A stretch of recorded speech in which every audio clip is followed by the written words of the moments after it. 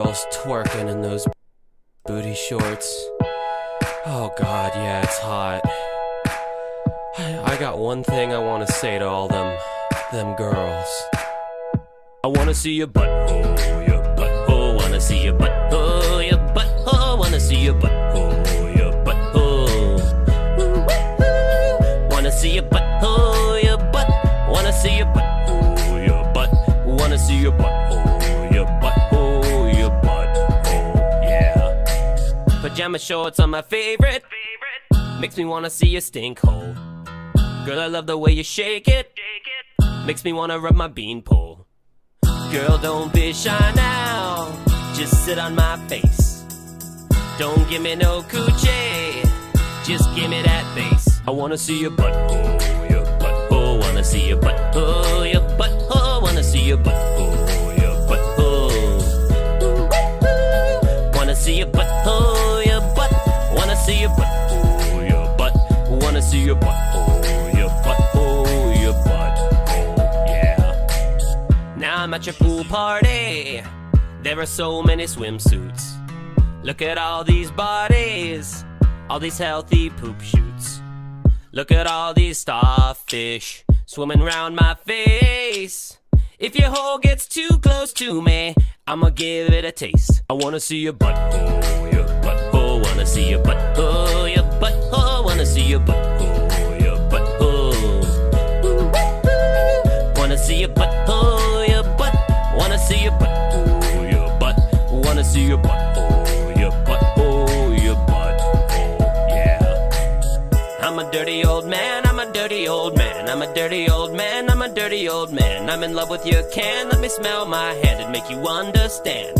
Your anus is enticing, your cornhole is inviting, your fart box is delighting me, and it's making me stiff. I wanna see your butthole, your butthole. Wanna see your butthole, your butthole. Wanna see your butthole, your butthole. Wanna see your butthole, your butt. Wanna see your butthole, your butt. Wanna see your butthole, your butthole, your butthole. Yeah. Let me give it a whiff. Let me give it a whiff. Your turd slicer make my life a lot nicer. I know life is a riddle. Show me that purple skittle. Let me get a whiff. Let me get a lick. I wanna see your butthole, your butthole. Wanna see your butthole, your butthole. Wanna see your butthole, your butthole. Wanna see your butthole, your butt. Wanna see your butthole, your butt. Wanna see your butthole, your butthole, your butthole. Yeah.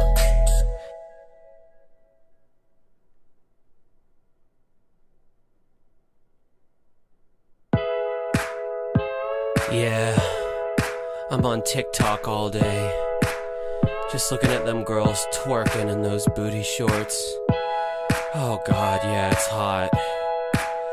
I got one thing I wanna say to all them girls. I wanna see your butthole, your butthole. Wanna see your butthole, your butthole. Wanna see your butthole, your butthole. Wanna see your butthole, your butt. Wanna see your butthole, your butt. Wanna see your butthole, your butthole, your butthole. Yeah. Pajama shorts are my favorite. Makes me wanna see your stink hole. Girl, I love the way you shake it. Makes me wanna rub my beanpole. Girl, don't be shy now. Just sit on my face. Don't give me no coochie. Just give me that face. I wanna see your butthole, your butthole. Wanna see your butthole, your butthole. Wanna see your butthole, your butthole. Wanna see your butthole, your butt. Wanna see your butthole, your butt. Wanna see your butthole, your butthole, your butthole. Yeah. Now I'm at your pool party. There are so many swimsuits. Look at all these bodies, all these healthy poop shoots. Look at all these starfish swimming round my face. If your hole gets too close to me, I'ma give it a taste. I wanna see your butthole, your butthole. Wanna see your butthole, your butthole. Wanna see your butthole, your butthole. All right, enough butthole songs. That was the best song I've ever written, hands down. We all know it. It's true. Welcome to my Friday night live stream. No promotion. Didn't mention I was doing it because up until about 30 minutes ago, I had no idea what the fuck I was going to do it on. I sifted through a bunch of different options and landed on this one, so whatever. Dylan Night Owl is he used to be a small content creator. He's kind of blown up now, but he makes good content. Everyone loves Doug Walker and the people surrounding him, and I keep getting asked about a fucking Spoony thing, so this checks off all the boxes. You should check out, obviously, this video will speak for itself if you like the quality or not. You can go and check out Dylan the Night Owl's other stuff. He's done like a 6-hour video about the AVGN, and he everything is thrown in there. So yeah, but yeah, sorry it's late as fuck, but I don't know, man. I wasn't feeling the groove today, so I was a little slower on the uptake there. But all right, this video is 2 hours and 44 minutes long, so without further ado, we're just gonna watch it basically. Fuck.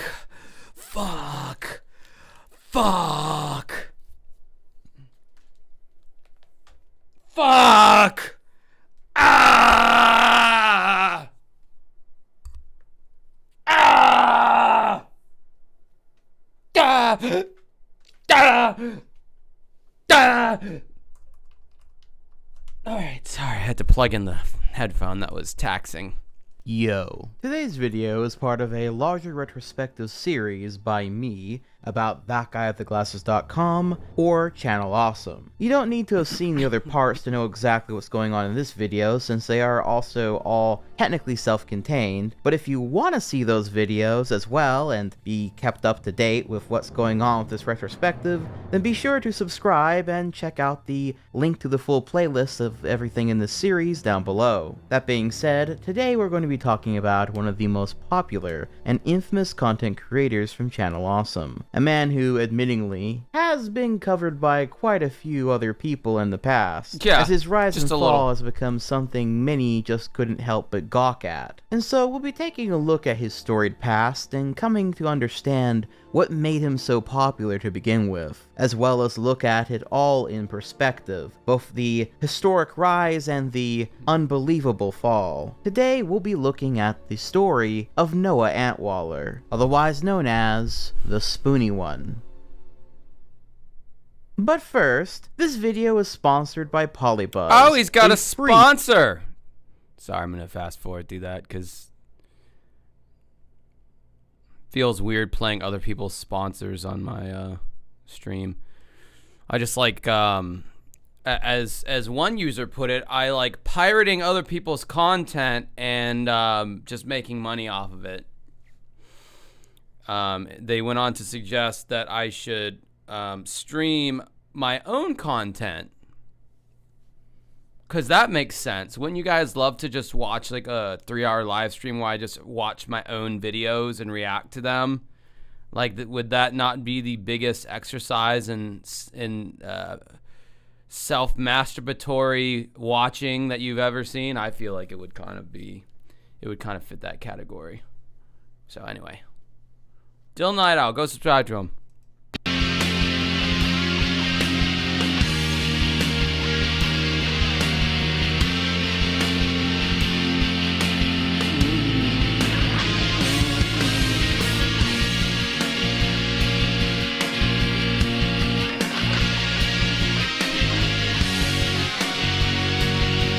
Yeah, I will say Doug Walker's got a pretty badass opening theme song there.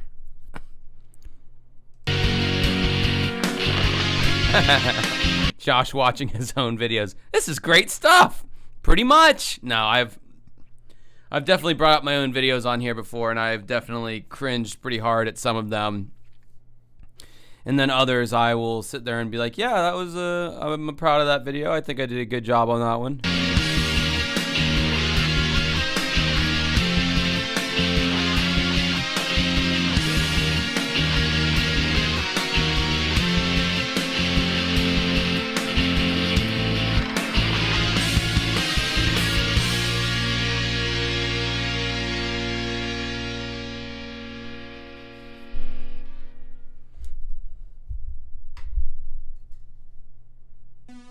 So, we finally get to one of the other most prominent members of the ThatGuyWithTheGlasses.com crew, one who has certainly already showed up enough throughout our look into Linkar. I like that 80s synth in the background cover of Hurt by Nine Inch Nails. What the fuck? Work. Spoony, real name Noah Antweiler, was born on the 27th of December, 1980, in St. Louis, Missouri, and it was Arizona State University where Noah Antweiler would gain his bachelor degree of science. Wow, that is like such a... That is like...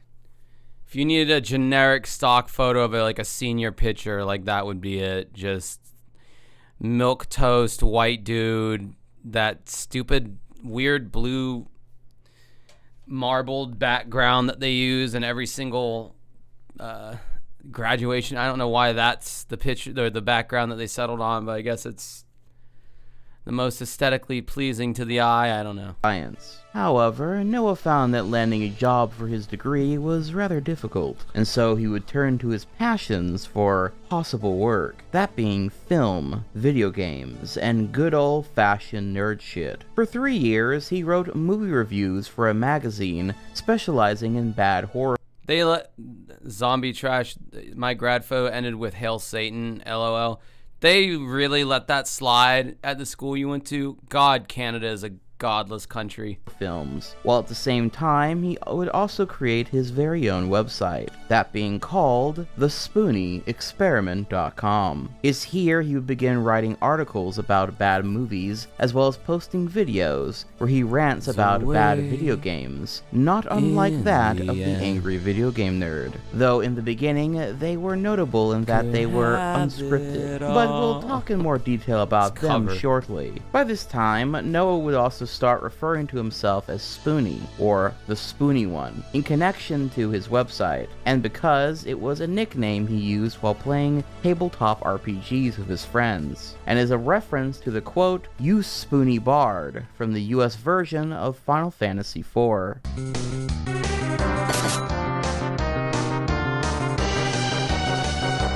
All this and more is detailed in the About Me section of Spoony's website. Quote, Noah Antweiler as Tandem the Spoony. Noah is the terrifying result of a generation raised on MTV and films by Jean-Claude Van Damme and Steven Seagal at the height of their popularity. Writer, director, editor, and star of the Spoony Experiment, Noah shares a love for the three things author Neil Stephenson writes are the things America does better than anyone else: music, movies, and microcode. He created the experiment as a homage to the Mystery Science Theater 3000, the first show to scream back at the culture that raised... God, millennials love them some Mystery Science Theater 3000, man. Like, I thought it was okay. I didn't think it was like the funniest shit in the world, you know. It had its moments, but I mean, a lot of the jokes were pretty bad. But yeah, like don't go up to Doug Walker or any of these kind of people and say Mystery Science Theater 3000 sucks, because that is like a slap in their fucking face.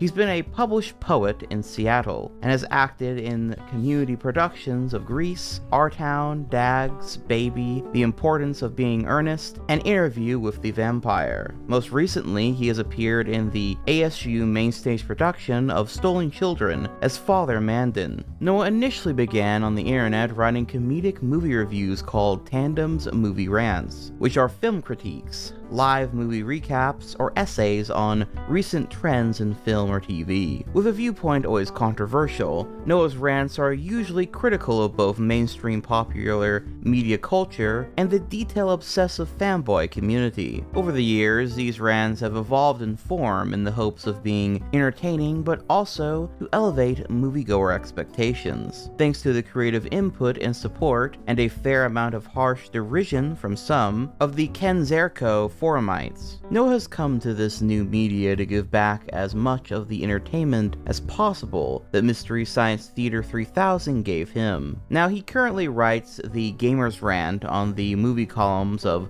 Knights of the Dinner Table magazine, a national monthly gamer magazine available at all the fine friendly local game stores. Unquote. He also notes in this About Me section that beyond just the title of Spoony coming from Final... Sorry, it's not that I'm just sitting here watching this. Like, I literally have nothing to say about... One thing I don't care for about like these really deep dive documentaries is like they just kind of go from the very beginning of some shit and they gotta tell you the whole fucking every last fucking meal that the guy ate growing up before they get to like the meat and potatoes of, no pun intended there with all the food references, but you know, before they finally get to like the interesting part, they gotta tell you all about the fucking the come up. I hate that about memoirs too. It's like I don't really want to hear about like Moby's childhood. I want to hear about when Moby banged the chicken black swan in Star Wars, Natalie Portman. I want to hear about that era of Moby. That's the interesting shit. So all of this shit they saying right now, I got nothing to say about it. Fantasy IV, the context of the quote also matters to Spoony as well as the general vibe that he's trying to create. And he notes that to be spoony, or to have spooniness, indicates a devil-may-care, swashbuckling spirit, where all men are equal and free, and should be generally nice to each other, and embrace wine, women, and song. This info dump manages, I think, to really get across Spoony's background and various forms of inspirations he would come to use in his videos. And in particular, I think his background in theater is actually rather important. It's a detail I don't think enough people bring up about Spoony. I think it, along with his ability to sort of go off the cuff and tell interesting stories with Dungeons and Dragons sessions. The comments. Oh yeah, I got thoughts. I watch as the Watchmen. Thoughts on Moby's tattoos. Man. What a fucking complete and utter eyesore those are. I should do a whole video about Moby's awful tattoos. I would show you a picture, but this, well, I could still do it. On Moby tattoos. Get ready to feast your eyes on some of the worst tattoos you have ever seen. Oh boy, they're bad. Oh, they're so bad. Glad you brought that up. Sorry, this will only take a second.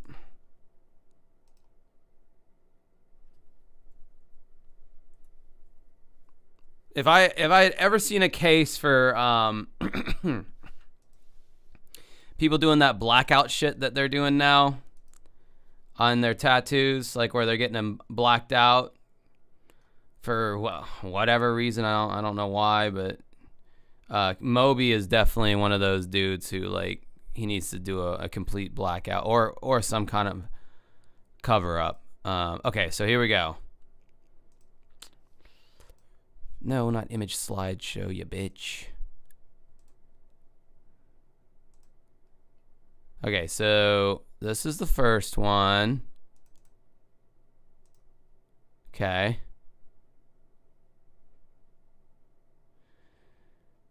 Vegan for life. Okay, so that's bad. I mean, that's bad. That's very you know. I was about to say it gives vegans a bad reputation, but I don't think vegans need any help from Moby to have a bad reputation. Okay, that's just the first one though. This is the second one. The fuck does it say? Something about I will never harm animals or something. Protect the innocent, defend the vulnerable. Okay, so that goes in line with his I don't eat animals, therefore I'm better than you thing. Okay. And then the most egregious of his tattoos is the save the best for last.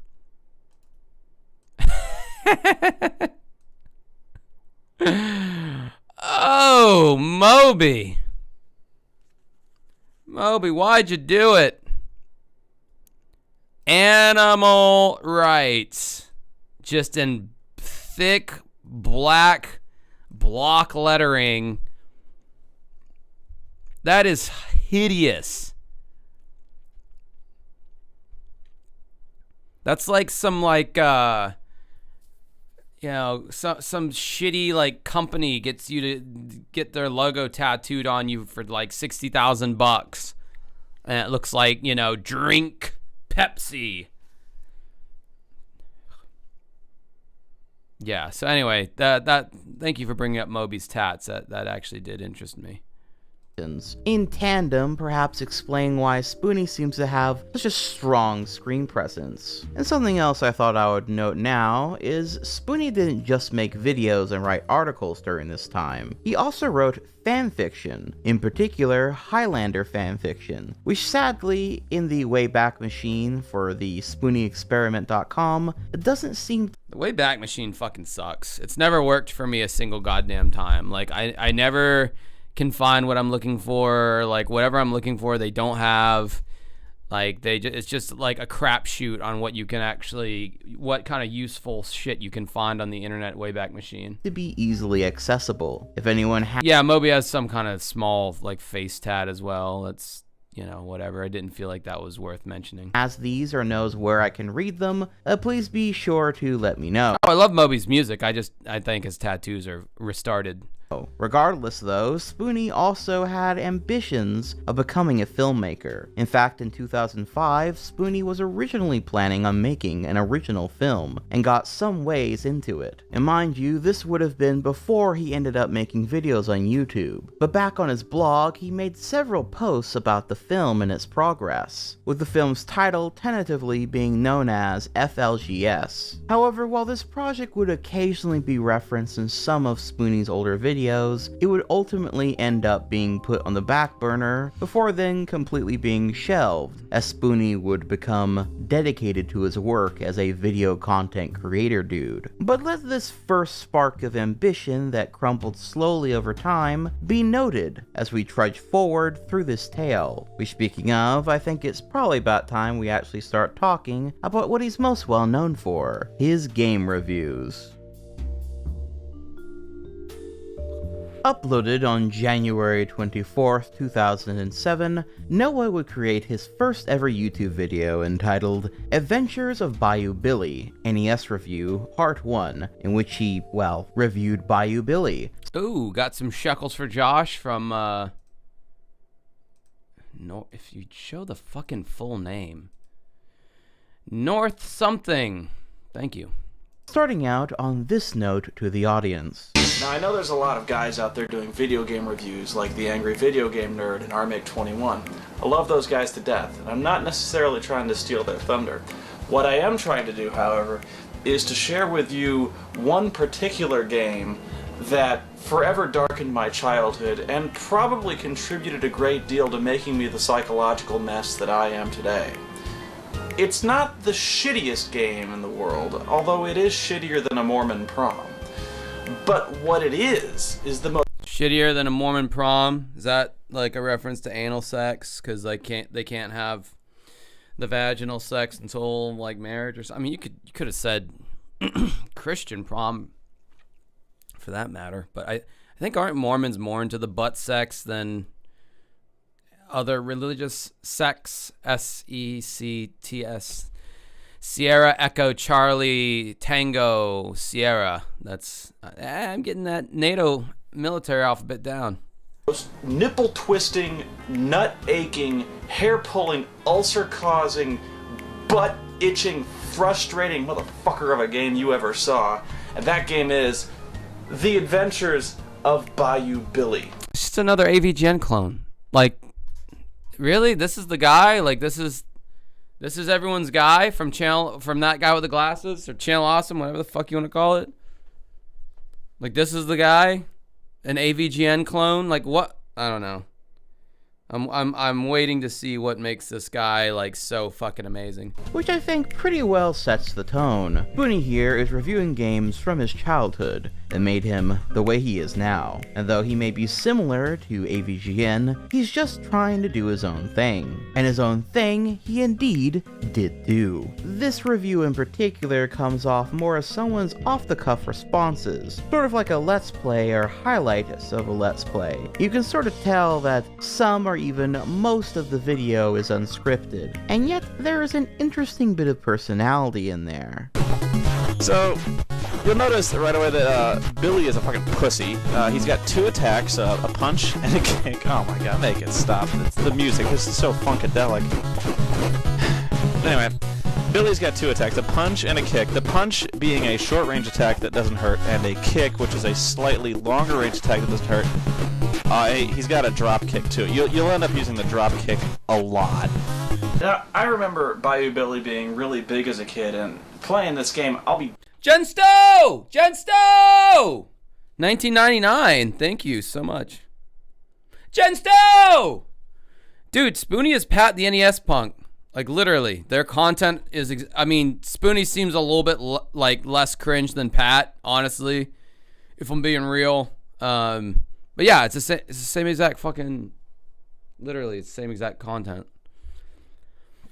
Like, but and by same content, I mean they're both ripping off James Rolfe. Damned if I can remember why. All I do remember is that A, it had a bitchin' soundtrack, and B, there was this huge marketing campaign behind it put up by Nintendo or Konami or whatever company made it, starring some kind of Crocodile Dundee Cajun motherfucker who was always all manic and wrestling alligators. Where'd you get your hands on Konami's new video game? Starring me, that raging character.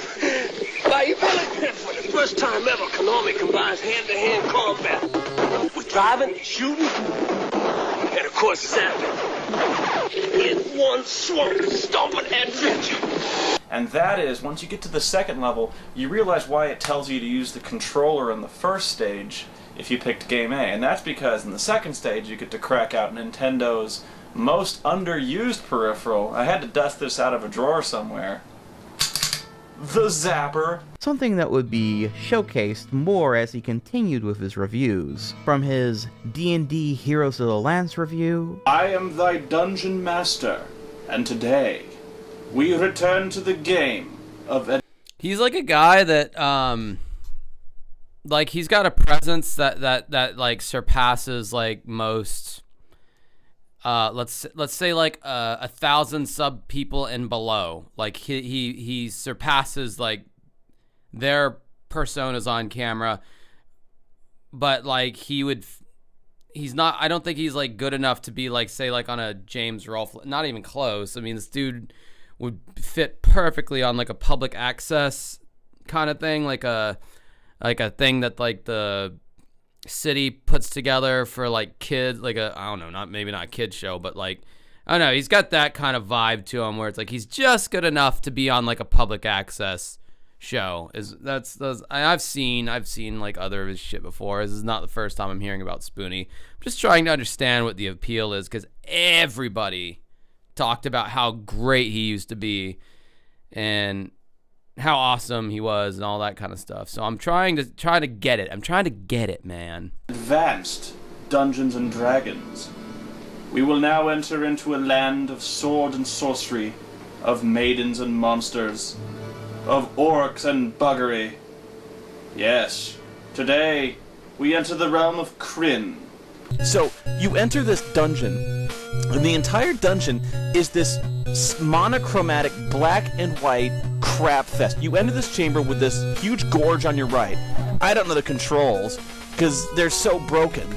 You're like, there's a jump button, but to jump, you have to be running in the direction you want to jump, and you have to be holding up, then push the jump button to get a running leap. See, now I couldn't do that. Now Riceland, maybe he has a shot. Hey, he flowed. I guess not. I guess I got 3 guys dead, 4 guys dead. Oh no, dude! Just the thought of explaining in just gruesome detail the inner workings of these games that nobody cares about and nobody's gonna play. Like, God, it's just so fucking played out. Like, everybody saw that James did it, and they literally copied him. Like, I think, isn't there like 1 or 2 people that like were kind of reviewing games before Rolf who were like big? Was that Classic? No, was it Classic Game Room with the one dude? Wasn't that what?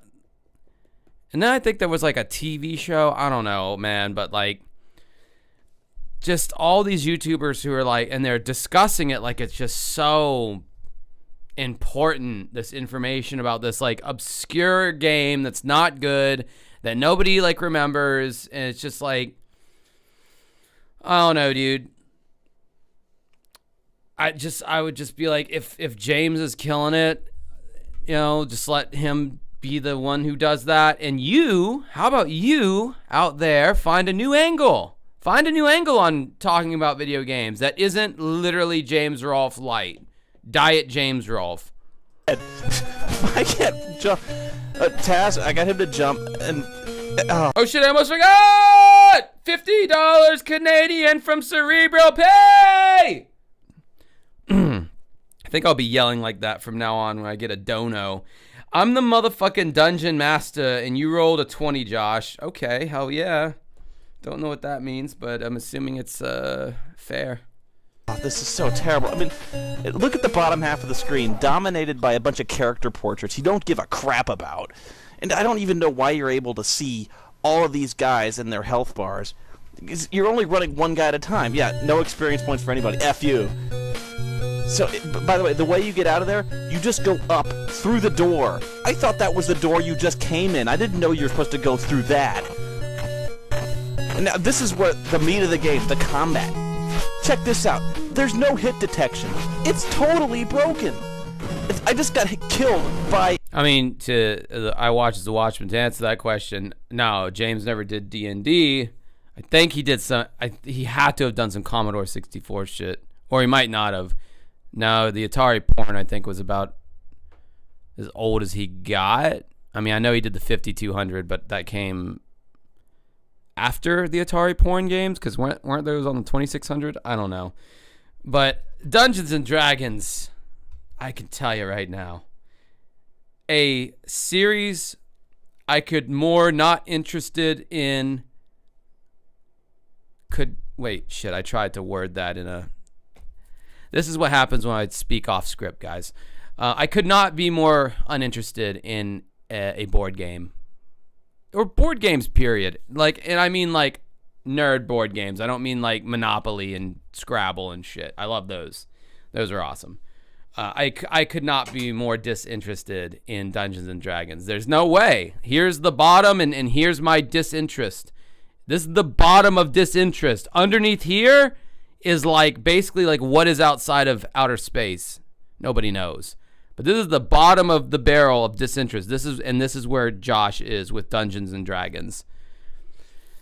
In fact, I will say if we're talking, you know, dating and all this kind of stuff, if I meet a girl, she says anything about, oh, I just came back from my D&D game, that's kind of a red flag, not gonna lie.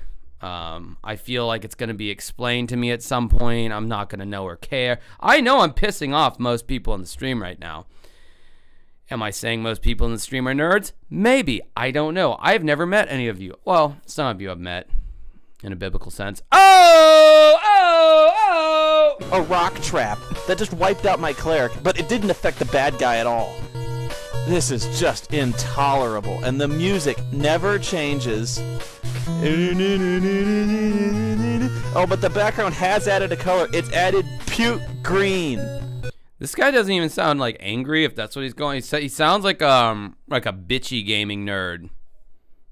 like a bitchy video game nerd. To his Robin Hood Prince of Thieves review. You remember Robin Hood? I remember Robin Hood. And I'm not talking about that gay Errol Flynn Robin Hood. No, I'm talking about the gritty, realistic Robin Hood, where Dances with Wolves, Robin of Locksley, teams up with Driving Miss Daisy to fight the evil Sheriff of Nottingham, Hans Gruber. Right. I mean, people may bitch and moan about how they didn't like how the new Kevin Costner movie came out, but let me tell you something. It dispensed with everything that dragged Robin Hood down over the years, like humor, swashbuckling, adventure, British accents, and Prince John, alright? You know, it was the greatest movie ever made. I'll tell you what, it gets even better. You know why? Because they made a video game out of it. Let's watch. Spoony was, if nothing else, reviewing classic old games like many other. All D&D chicks are poly / ethical non-monogamy. Fight me on this. Yeah, probably. Or like, even though they look nerdy, they're surprisingly good at giving head because they just put a lot of time in that, and it's like, I gotta be good at something because I'm not gonna win the guys over necessarily with my wit or my skill level at D&D, so I've got to get really good at tickling the pickle, if you know what I mean. Did, but he was also covering ones that no one else had done at that time either, and in some cases still really haven't covered very well. Something that I find particularly interesting about Spoony's tastes and interests is that he really had a different childhood set of games he enjoyed than, well, me or many others that do game reviews, frankly. Well, many who end up doing game reviews from then to now. Oh, by the way, if you want to hear me doing my own ripping off of James Rolfe, just go all the way back to like one of my first videos. I review Mega Man X2. I don't know. I've been told it's a pretty solid review that I did, but no, no. MDK2. That one I was really aping some James Rolfe in that video. Like, I even tried to do one of those James Rolfe isms where he's like, this is harder than throwing a bottle cap into a beer bottle while doing a 900 on a half. It was awful. So bad. But that was when I first started out. So, you know, it's been like 10 years since then. And I'm only at 21K subs. Stick with it, guys. Your dreams will eventually come true, or they won't. And it becomes a sunk cost fallacy channel. Whatever. Oftentimes we'll grow up with very similar batches of games, from Super Mario to Sonic, Legend of Zelda, etc. And nowadays, I suppose it. I will say Dylan's kind of got some. Sounds like he got some stuff in his mouth anytime he's talking there. Like, kind of got a little bit of a mush mouth when he talks. Not trying to be mean. Seems like a cool kid, but just saying, it does get a little distracting at times. Would be a lot more stuff like Minecraft, Five Nights at Freddy's, and, well, probably still Mario and Sonic. Spoony was a lot more of a PC gamer. And while his perspective is not totally unknown, MDK2 there are is several really good content creators even now that do cover some stuff like this. Spoony was definitely one of the first to do this, though. And dude, MDK2 especially, like, that is such an underrated fucking game for the Dreamcast or any console, because I think they remastered it for the Xbox 360.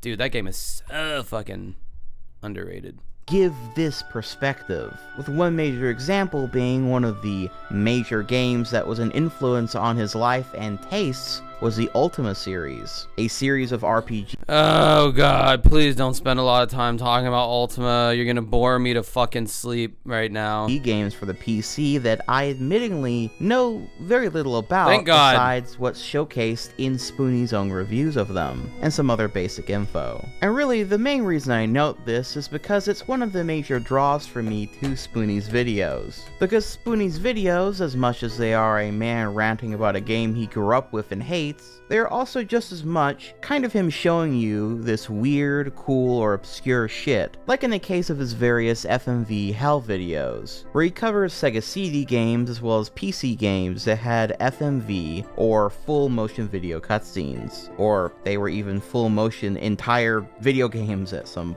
cases. Like in the case of his review of Microcosm, a game with 4 fucking chapters of lore in its instruction manual, this big fucking box and production value that goes into its packaging, all for a basic ass game where you control a guy killing enemies inside another guy's brain or whatever. It's really truly bizarre, but also very entertaining to see Spoony rip apart, and generally riff on. I played this game and it forever tainted my soul.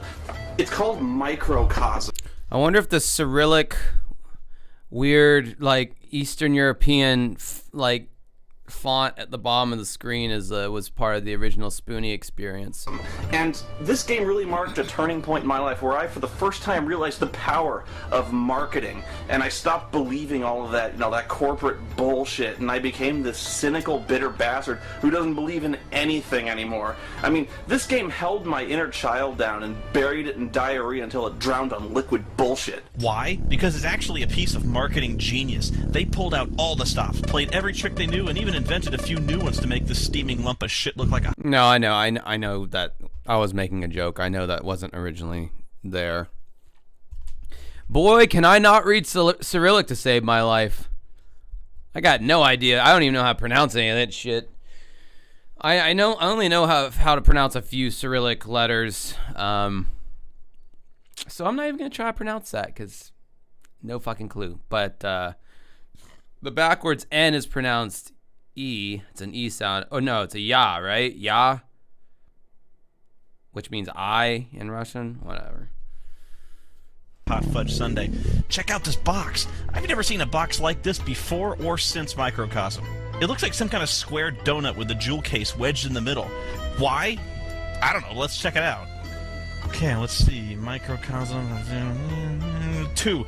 A new era in gaming. 3. The ultimate CD-ROM action game. Well, hot damn, it's the ultimate game. Tell me more. Over 500 megabytes of gameplay, graphics, and sound data.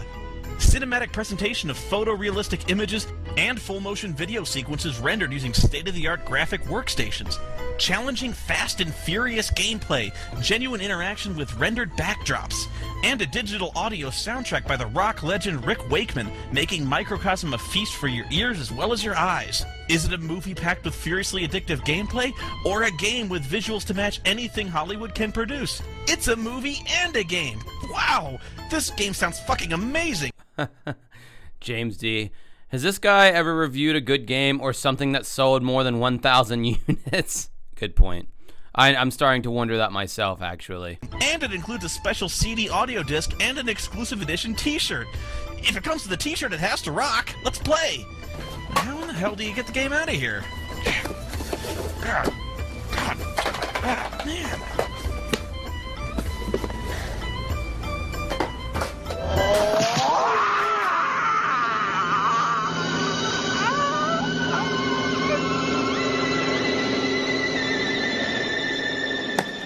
Oh, you can just pull this inner lid up. I didn't think of that. Oh, well.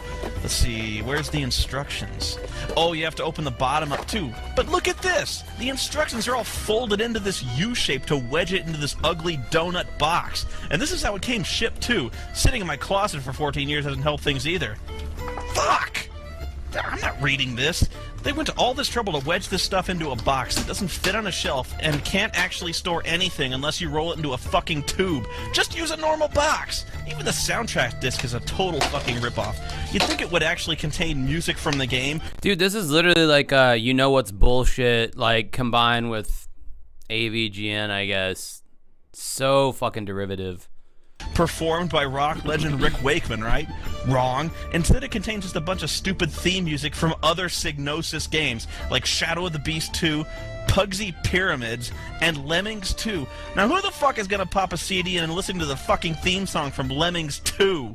There's a real value in his videos from that perspective, and again, it reminds me a lot of my experience watching AVGN as a kid, seeing a guy passionately and comically berate a game or something from his childhood that I've never even heard of before. But because they care so much and want to share it with you, it becomes almost infectious. I think this really is the secret ingredient to why so many old angry reviews and rants were so popular back in the day, and sometimes even still are. I think it's because we're so often drawn to passion. There is almost a strange catharsis within it. Yeah, when the passion like feels real, not when it's like, all right, shit, James Rolfe really blew up, so let me manufacture some passion here for, I don't know, whatever. But also, I don't care if I like Dylan's content. I don't care if he watches the stream. I'll probably tag him in this shit. I've not talked to him, but I know that like the Red Cow guys, you know, if the Red Cow guys like him, then I like him because whatever Frankie says is what I like. I don't know. I feel like they have pretty good taste in content, and they picked the smaller content creators that I don't think I would have found out about Jason Graves if it wasn't for Red Cow, and I like his content for the most part, unless he does a video about something that I have absolutely no interest in. But yeah, no, they had Dylan on for his like 6-hour AVGN video that he did that one time. Interesting to not only. Oh, is that Dylan from somewhere right in the chat there? Nice. Unfortunately, Dylan, you don't get any of my super chat money, but you get the fucking the satisfaction of a job well done. Only learn about something new, but also hear why you probably have never heard of it either. And there's something just personal about it at some point too, if it's something this person grew up with and only finally has the means to properly complain about through the power of the internet. Oh, wow, nothing's going on. How thrilling! You, make sure Sector 4 is clear. Do something! Well, that's not the entire story. Oh, there's more on the next page. And the next. And the next. In fact, there's 20 pages of story in 4 chapters of text. Not only that, the book is a 4-page appendix detailing the entire solar system and all the planets and moons within it. Oh, it's not the same Dylan? Oh, that's fucking funny. Yeah, because I feel like wouldn't he be commenting under his YouTube username, you know? Like, instead of, what looks to be some kind of alternate account. Kalinor, Ego Nagia, Quiggin? Do they really expect people to read all this? Does it contribute anything to anything? How do I play the fucking game? Okay, well, Microcosm is essentially the stage in Rebel Assault where you crash into the walls constantly, repeated over and over and over again. All you are is a jagged 2D sprite against a scrolling FMV, and you're riding one long rail through the entire game. The graphics are for shit, which is par for the course on the Sega CD, but I certainly wouldn't call this unparalleled cinematic imagery and brilliant SGI graphics. I don't even know what SGI is, and I can't tell what anything in this game is. I presume you're fighting robots, but what's this? What's this? What the fuck is this? Is that a jellyfish? A red blood cell with a laser? Oh my god. Fucking AVGN, like, just the stock observations of like, wow, this enemy looks weird. What is that? A fucking jellyfish red blood cell thing? Like, so fucking derivative, so annoying, so boring. What I will say about Nostalgia Chick is that she used to be hot, and now she's just very, very annoying. And, apparently drinks a lot of wine, which, hey, who am I to talk about that? Laser gun? What? Bright yellow syringes? Aliens? Asteroids? Olives? Cheeseburgers with lasers? Jesus shit!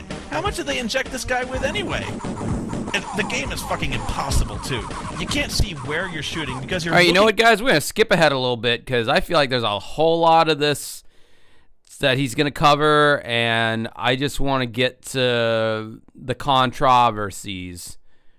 All right, here's, I guess, the Dr. Insano thing. Okay, I guess we'll just pick up here. Wait, I only shaved. There's still 2 hours left. Fuck that. Dr. Insano was not a funny character. Okay. All right. Wait. Is that his brother who like murked someone? Oh no, it's not. I'll get there eventually though. Okay, look at all this crap I'm skipping through.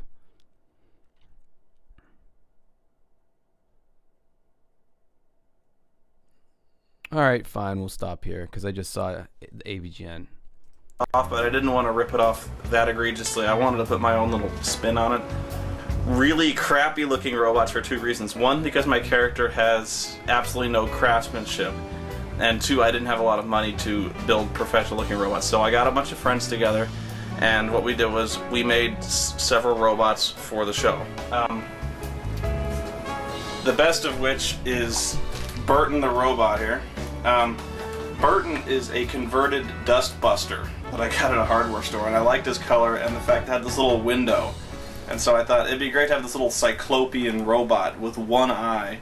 It's actually pretty funny that Spoony appeared so often in other people's stuff on the site, and really hammed it up for the camera. He's got a really good stage presence for sure, but on his own show, he kind of doesn't like having a ton of that stuff. At least real big story type stuff anyway. Though he would do some of that later on in his Ultima series. But again, we'll talk about that a little bit later. But on the whole, Spoony's videos could sometimes just be vlogs, where he literally just stares at the camera and rants about a game or a movie he just recently watched, unscripted. And he made a ton of videos like that actually. I guess what I'm saying is, Spoony was a lot more down to earth with his video style, which was interesting when compared to so many on the site trying to really up the ante and bring storylines and lots of skits to their shows. Spoony sometimes fell into those trappings as well, but far less so than others I would say. On the note of trappings of old YouTubers, Spoony also would make a video at some point about the various suspensions that have been going on YouTube when Viacom was suing Google over people using their copyright material on the site, and this at some point caused a bunch of YouTubers to have their accounts suspended, including that of Yes, Pat is worse. Factual statement. James Rolfe, AVGN for a time. Yeah, there was a short stint of time where the main But with that being said, I really enjoyed listening to the CU podcast at one point. CU podcast used to do like more lighter pop culture topics that were like easier to follow. It was before they like really got into the fucking weeds with like just insider baseball, like WADA, and just this. It's almost like reading like a fucking like, I don't know, like a company's like business report at the end of the year. That's like kind of what their podcast turned into. It was just very like, I don't know, like if they weren't talking about the Amico and Tommy Tallarico with a new job that he will need to Seeko, or Sneeko. Sorry, I couldn't help myself. Yeah, they were talking about some boring bullshit, but they used to have much more interesting topics. So I did like the CU podcast, and I loved Flea Market Madness. I still think that's a really good series. So though Pat the NES Punks, the series was just, like I've always said, terminally unfunny, he did make other content that I actually liked. And Spoony, to my knowledge, hasn't. I mean, he talks about wrestling apparently outside of these fucking video games. These nerd video games like the Dungeons and Dragons and Ultima and shit. Like this guy really had nothing. And it is like that stupid Dr. Insano character in the Channel Awesome movies was like very just not funny. And I don't know. It's like, yeah, the guy, I guess the guy was charismatic, but like I just need more than that for me to be like, oh dude, this guy's really good. You got to check this shit out. Like, I don't know.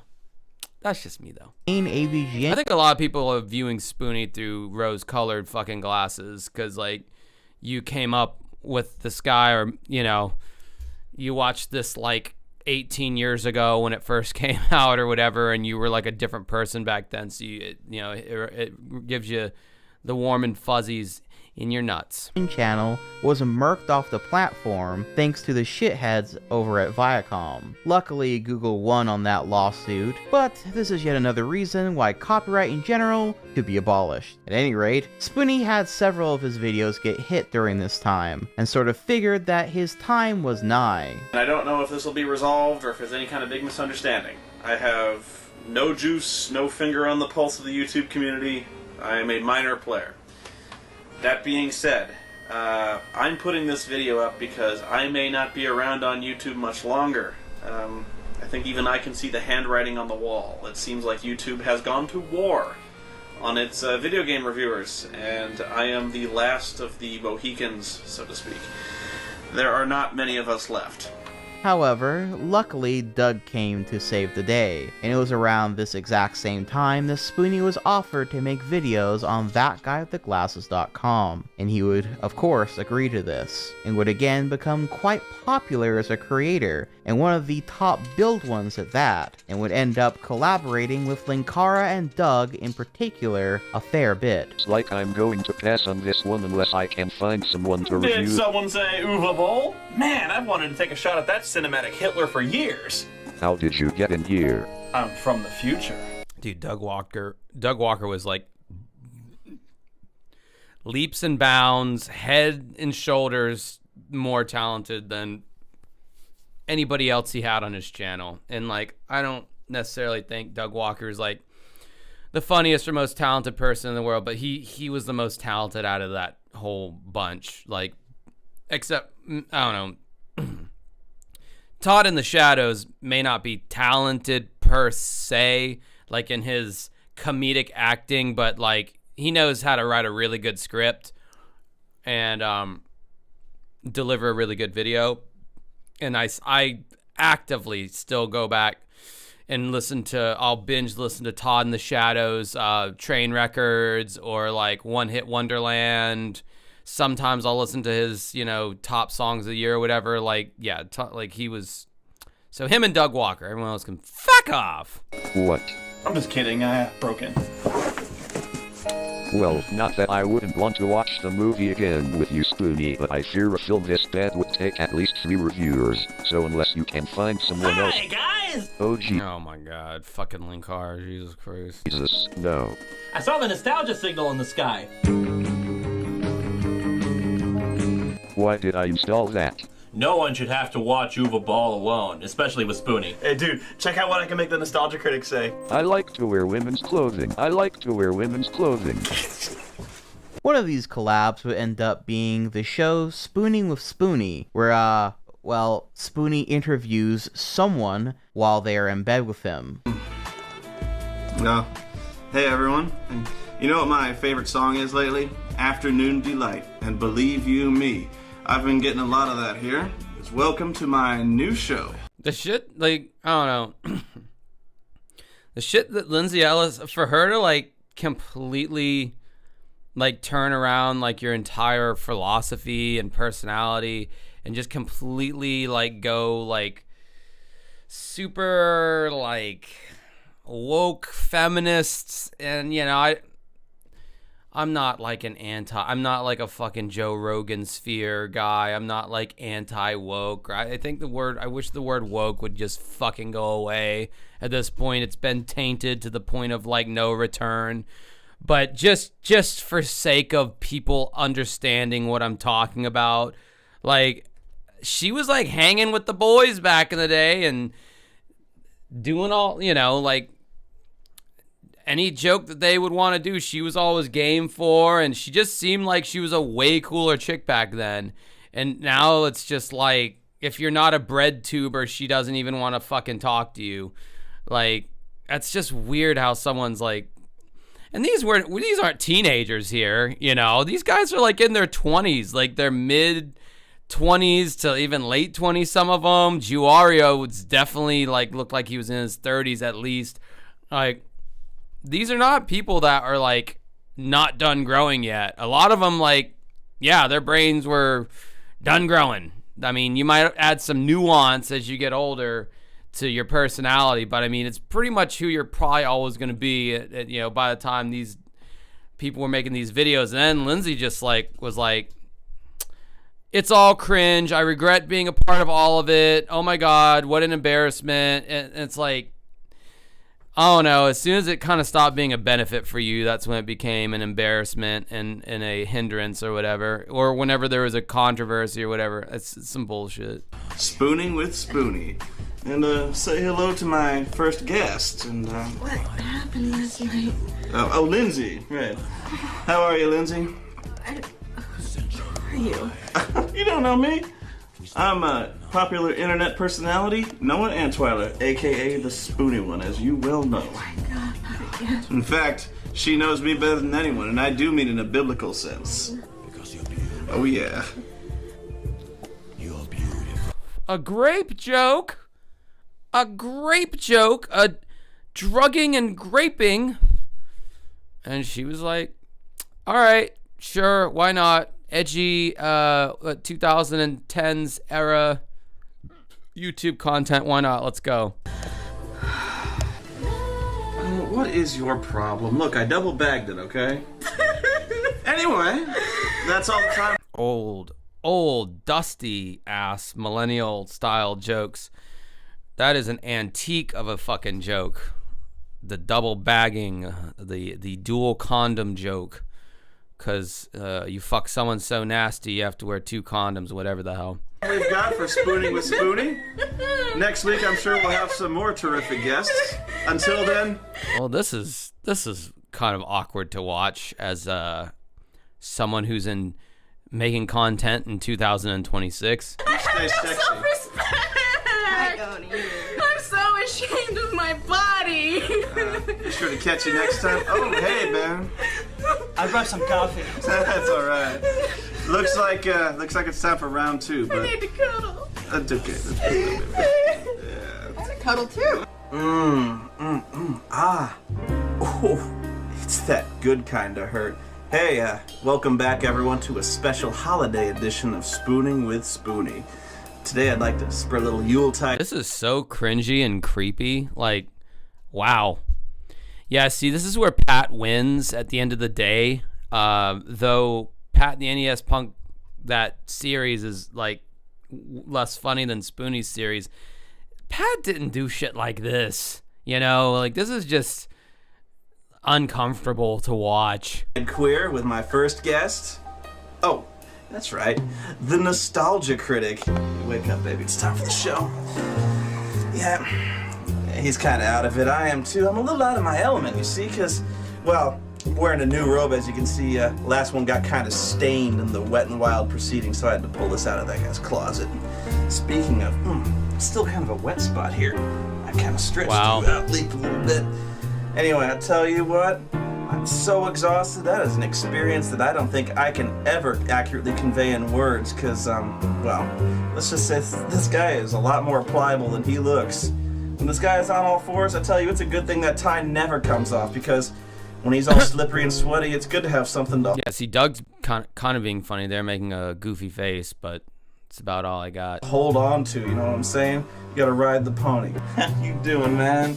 You think we pulled a man sandwich? Do these guys, like, all live in the same fucking city or some shit? Like, the amount of collaborations that they did over the years, like, they must all live in the same, like...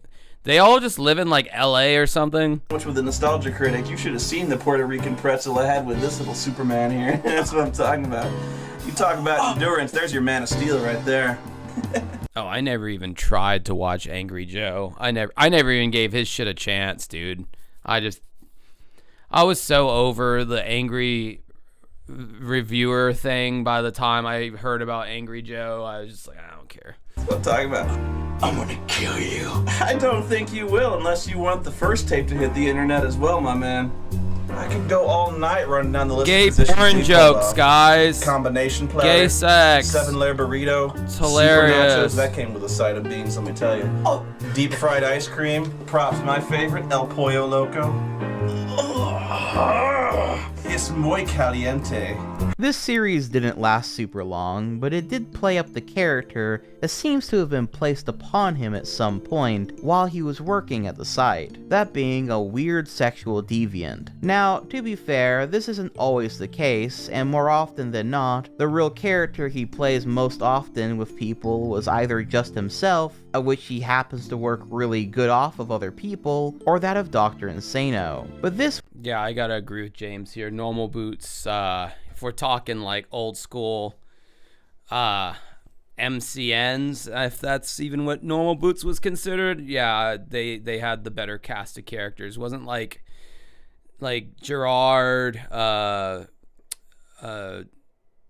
Jared Knucklebauer, whatever his name was, Pro Jared, there we go. Peanut Butter Gamer, all those guys, weren't they all? Oh, JonTron, wasn't he Normal Boots? Yeah, oh yeah, Normal Boots had these guys beat for sure. Was one such case of this personality / character that I suppose was done for laughs. It will become important later on though, trust me. Something else notable is that during 2009, Spoony was going through a bit of a rough patch as some personal issues started bubbling over, that we'll get to shortly. But first and foremost, at the same time, he was also wrapping up his Final Fantasy VIII review and preparing to move out of his parents' home. His recording equipment began to break down during this time, leaving him wondering if he could continue his show. His ending to the Final Fantasy VIII review... Happy Console Gamer, you're thinking about Happy Video Game Nerd became Stop Skeletons from Fighting. Happy Console Gamer is a totally different guy. Derek Alexander is Stop Skeletons from Fighting. Where he dies was actually in preparation for the show possibly coming to an end there, but he managed to get his equipment taken care of, thankfully. He then moved out into his own place with his then girlfriend Scarlett, who he cared for a great deal, and was particularly... What's the verdict? I would say she's pretty hot.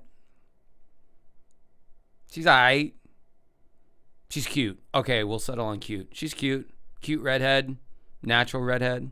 Sure, why not? Protective of, with the best example of this being when in 2010, Spoony had won the title of the funniest person to follow online by Mashable.com. While not some crazy thing, I do think that it was a title that Spoony was greatly honored by, and thus wanted to celebrate his award with a commemorative video, where his girlfriend Scarlett presented him with a trophy of the award. However, this video is completely lost media, as it was taken down mere hours after its release, and the reason for this is because people were mocking his girlfriend for her appearance, which resulted in not only Spoony deleting the video, but taking to his site's forums to lash at his audience and those that mock. Alright, here we go. Now it's getting good. This is the Spoony shit that I care about, is him crashing out. I don't give a fuck about his stupid reviews on Ultima. All within this following message. Quote, "An appeal for manners. I debated with myself a long time on whether or not to post anything about this matter. I thought I might be feeding the trolls, but I think this you are and you did. Good job. Needs to be addressed. First of all, thank you all for the extraordinary support and well wishes this year that helped me win the Open Web Award of Funniest Person of the Year. I'm truly touched and honored by your support, and I hope that I'll continue to earn it. That said, the celebration has tainted a great deal for me because of a few bad eggs out there who continue to post cruel and hateful things on the blog and on the forums. I'm very, very upset right now. In fact, some of the comments lately have left me completely outraged. I've taken down my latest video and I don't intend to remake it, because honestly, I'm not in the mood. I don't feel like being funny, and you don't want to see me in front of the camera right now. These wanton emotional attacks on hard-working innocent people have to stop. I don't mind if you come after me, in a way. I open myself up to it. I prefer if you didn't insult me, of course, but I can take it. Where I draw the line is when you make hateful, ignorant comments comments against my friends, family, and loved ones. These belligerent, crude comments have caused more harm than you know. It's No, I don't know who Yuri of the Wind is. not fair. It's not warranted. There's no call to ever say such awful things to anyone, and I'm tired of it. And I know I'm only— What, was she like on his streams or something? Like when was she even visible to the internet for them to like make comments about her? addressing a scant few people out there. I have thousands of fans, almost all of whom are astoundingly generous, kind, and supportive. I know you're good people, and I never get to thank these fans enough. It sucks that I have to stop the presses, drag the whole party down, and give these cowards the attention they don't deserve. I hope you'll all pay close attention when I tell you this. This site has a bad reputation. The people I work with don't like it when I post their videos here, because they tell me the fans here are downright petty and childishly mean, and I don't know what to tell them. My moderators and admins work overtime filtering out hate speech. I can understand that some of you don't like other video producers. It's all a matter of personal preference, but that's no reason to use sadistic speech picking on people's weight, looks, religion, ethnicity, or anything else. I simply can't believe that we live in an age where people are capable of such pig ignorance and shallow hatred. Really? You can't believe that we live in an age where people are capable of that? People do it for fun. I remember, if you want to hear a douchebag story about me, that will get clipped and put into my downfall of Dance with Ghosts video if I ever hit 100,000 subs, that video will come out, I'm sure, and I'll have to see myself in this very moment recounting this story. I subscribed to, or I used to subscribe to this one YouTuber, and he had a pretty niche thing that he would talk about. I don't know, should I out who it was? Or should I just keep it anonymous right now? Well, I guess I'll out who it is.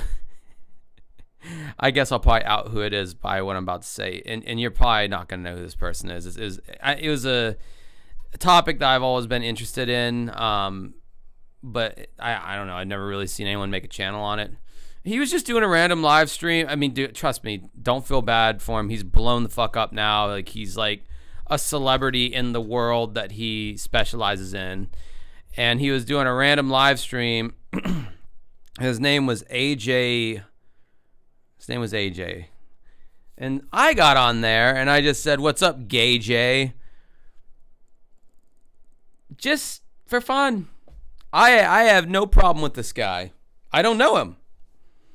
And he like responded. He's like, "Oh yeah, good one. Like, I'd never heard that one before." Blah blah blah. And in that moment, I was the random dickhead in the chat who was said something that might have been hurtful to that dude, because it just at the time was like exciting and interesting to be like, "Oh, they're live. He's right there. He's reading the comments. He sees what I say in real time, and he may comment on it on his big YouTube channel." And it was for sport, for fun. I don't know. I didn't mean anything by it, obviously, and I unsubscribed to him because he just started making a lot of boring videos I didn't care about anymore. But like, yeah, that people do that. They just and I was like someone who was still, I was trying to make videos and trying to be successful and all that on YouTube, and I had way less subscribers than I do now. But like, like that was that's not a good thing. It's especially not a good thing to burn all the potential bridges I have by these videos that I've made about like Justy and Pat and everyone else. But like, if I'd made positive videos, or if I'd made videos that were, middle of the road fence riding, they wouldn't have gotten the views. And it's not like I did it just for views. I just stated my actual opinion, but it happened to be negative opinions. And anyway, I say all that to say that it's so funny that someone like Spoony, who got as big as he did, would make a statement that like he can't believe that somebody would say something mean on the internet. Like, what? It's not that deep, dude. These aren't the kinds of fans I want or need. If you don't like something that I post on the site, fine, you can voice your disapproval. But you can do so in a rational manner, without resorting to bullying, infantile insults. I want this site to be a place for fun and for laughs. I want people to be able to come here and feel safe and welcome. I don't want people coming here feeling like they have to guard themselves for war with a bunch of whiny pre-adolescents who only know how to spit bile. If you can't learn to at least be civil, please leave. You're not wanted here, and you're making everyone else look bad. We're all here to have fun. Please try to remember that." Unquote. Now, here's the thing. I've seen a lot of videos and articles and opinions from people in general, really lambasting Spoony for this particular message. And sure, maybe it wasn't the smartest thing to do, especially lashing out at his fans, even if it was just a select few, or frankly, giving attention to those who probably simply did not deserve to get that sort of attention. However, if there was something he was gonna get mad about, I think people mocking his girlfriend over how she looks is at least understandable, and I'd say there's nothing wrong with Spoony standing up for his woman. I mean, I said his girlfriend was cute. I mean, I stick by that. Love the you don't see redheads with that kind of very vibrant red. It's rare. It's a rare sighting. I'd say the one disadvantage that redheads have is their teeth always look more yellow than the average person. That's just something I've noticed in real life. Obviously, if you're Conan O'Brien, you're going to have it professionally whitened, whatever. But yeah, all the redheads that I've known in person, their teeth always appear to be more yellow. I don't know if that's the red is bringing... I don't know. You want to know what makes your teeth also look really yellow? Back when I used to paint up my face like that clown white. Back when my band a long time ago, we used to do like face paint and shit. Because we thought it would be cool, and then it turned out to just be like not the thing. It wasn't the move. When your face is like pale white as fuck, your teeth look really fucking yellow. But since my face isn't pale, my teeth don't look yellow. I don't think they do. They look lighter. Anyway, that's a lesson in teeth color and face paint. That's all I got on that one. Again, the smart choice would be to ignore such comments, or frankly, if you can, even keep your personal life and relationships. Yeah, see, that's the thing you could do. You just get a tan instead of whitening your teeth. Exactly. Now you're starting to get it. Away from your career and professions. But at the same time, I'm not necessarily going to fault Spoony for having what is the normal human response to people insulting someone that you care about. However, the greater context does matter if you're wondering why so many people point to this moment as being a major shift in Spoony. See, in the forums of Spoony's site, he had begun to get a bit of a reputation for not taking criticism very well whatsoever, and he was quick to use the ban hammer on anyone who he didn't like. And his girlfriend Scarlett was also well known to be the webmaster and main admin of the site, and she was even more ban hammer inclined. She was also the one who designed the new look and art for the website that would come to be quite iconic.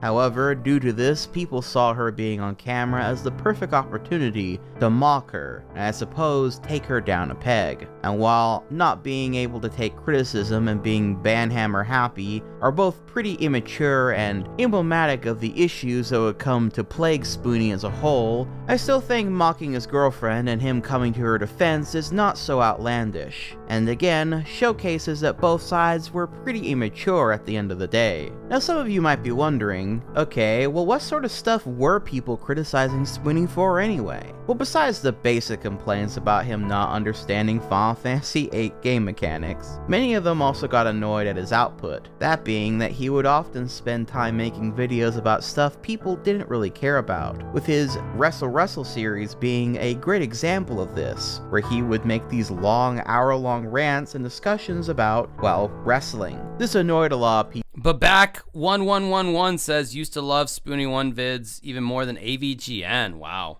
that's a bold statement. Shame he went off the rails. People who simply just wanted to see more game reviews from him, or at the very least, vlogs about nerdy stuff. The wrestling stuff was something that I think was just too far away from his other source of content. And so anytime he would upload stuff relating to it, there would be several comments bemoaning that it would be yet again another boring wrestling video. And while speaking personally, this is definitely not my type of content either. At the end of the day, it was Spoony's channel, and if he wanted to talk about that stuff, I suppose it was his choice. After all, Spoony talked about, frankly, whatever he was passionate about, be it passionately angry or otherwise. But nonetheless, it was still something people did complain about. Spoony in general also seemed rather standoffish to most fans, or people who wished to talk to him. And while you could chalk that up to him being a loner or just antisocial, that's not really true, as around the same time Spoony was again one of the biggest collaborators of ThatGuyWithTheGlasses.com, and bro was literally taking planes and traveling across the nation. Wow, look, all that headroom above his head. That's a really badly composed shot. Oof, that looks bad. You typically don't want anywhere near that much headroom if you're composing a shot for like a monologue or whatever the fuck he's doing. That's awful.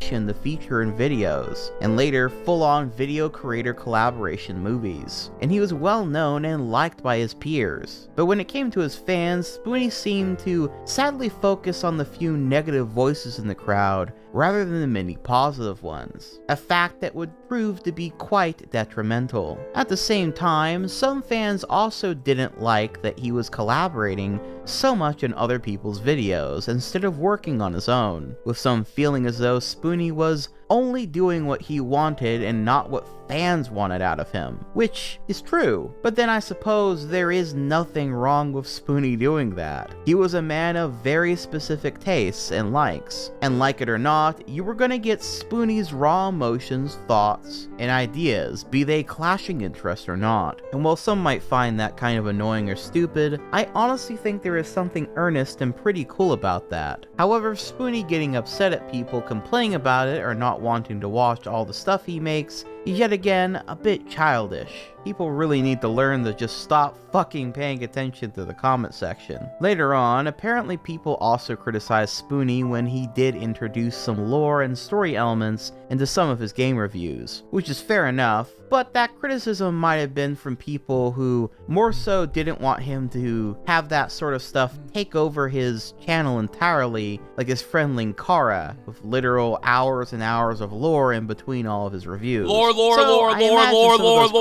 Were well-meaning. It's a fun word to say still, over and over Spoony again. lashed out at all those who dared to give him any inkling of criticism. Though even with these issues and little cracks in the foundation, truth be told, they were just that. Basic background stuff, because otherwise Spoony was on top of the world, having become very popular and well-known and making some pretty serious money at that, doing what he loves. But by 2010, the first real controversial moment in Spoony's online career would finally happen, at none other than E3.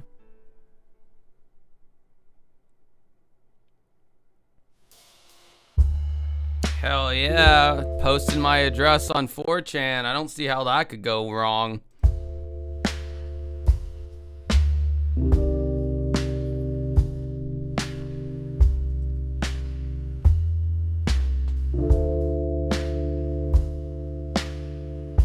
Yeah. If you want to call my house a bagel shop, I guess that's appropriate. Bagel.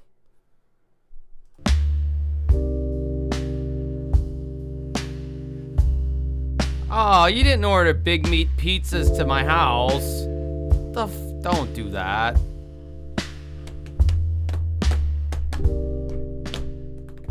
Oh, that was clever. That was like the Adult Swim thing, but he did. The guy was there playing it real time. Yeah. And oh yeah, I gotta love this. Oh man, I just literally he sounds like a retarded person. And I'm not even saying that as like a slang or a slur. He sounds like a fucking retarded person in this clip, and there's really no other way you can put it. Betrayal! Betrayed! They betrayed me! And so I saw the footage, and there was one word searing through my mind like bolts of fire. And that word, betrayal! What? Betrayal!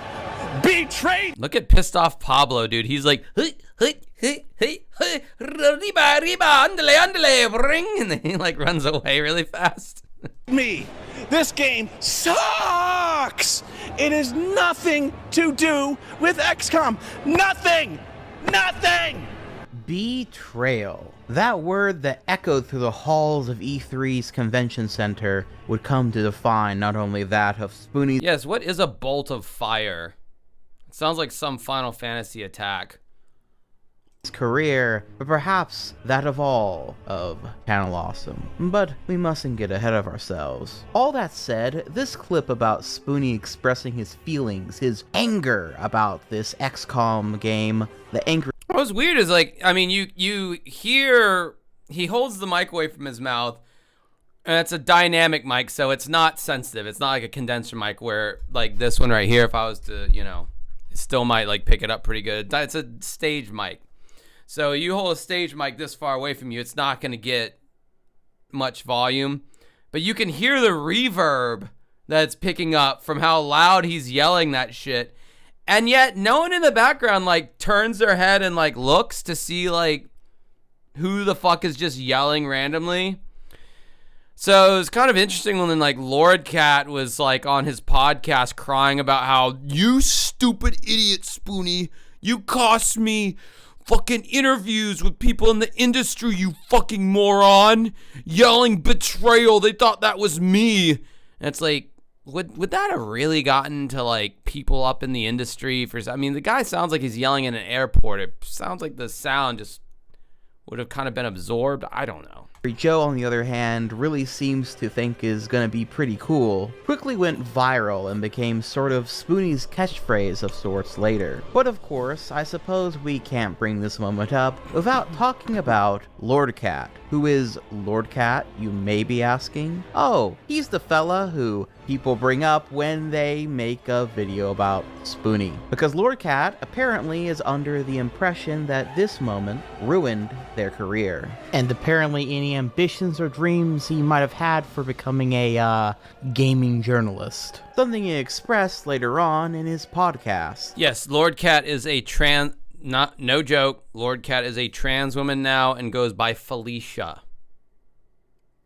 And has complained because their beard is so thick that it's going to be, like, hard to be passable or something. I remember the video.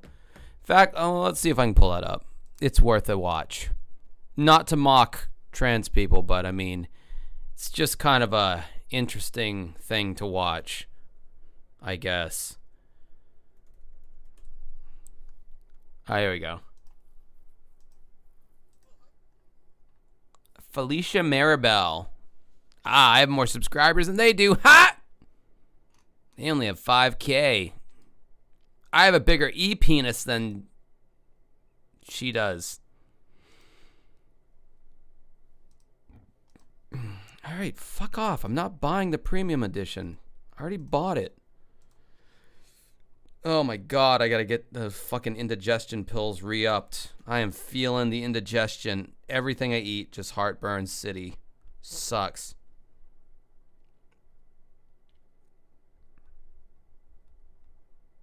Betrayal!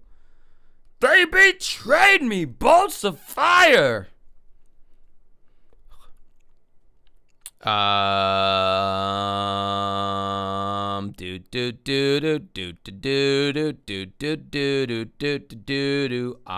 sitting in a diner eating a donut. Why did that song ever become popular? God, it fucking sucks. Okay, so this is the Lord Cat transition into Felicia. Well, hi there. Why am I not? Oh. Wait. Where's Media Source 5? Go here, go there, touch this, tickle that, finger that. Okay, and now I should have audio. It's been a while, hasn't it? A very long time since I posted anything to this channel, and will probably be a very long time since I wow, posted she's anything to this gorgeous, channel someone again. says.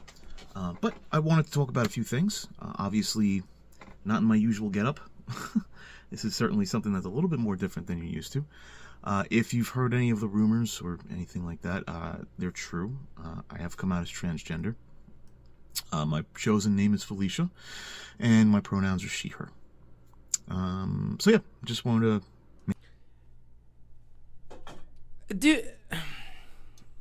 I just have to feel like the Channel Awesome movies probably got a lot of those men to start taking estrogen in HRT.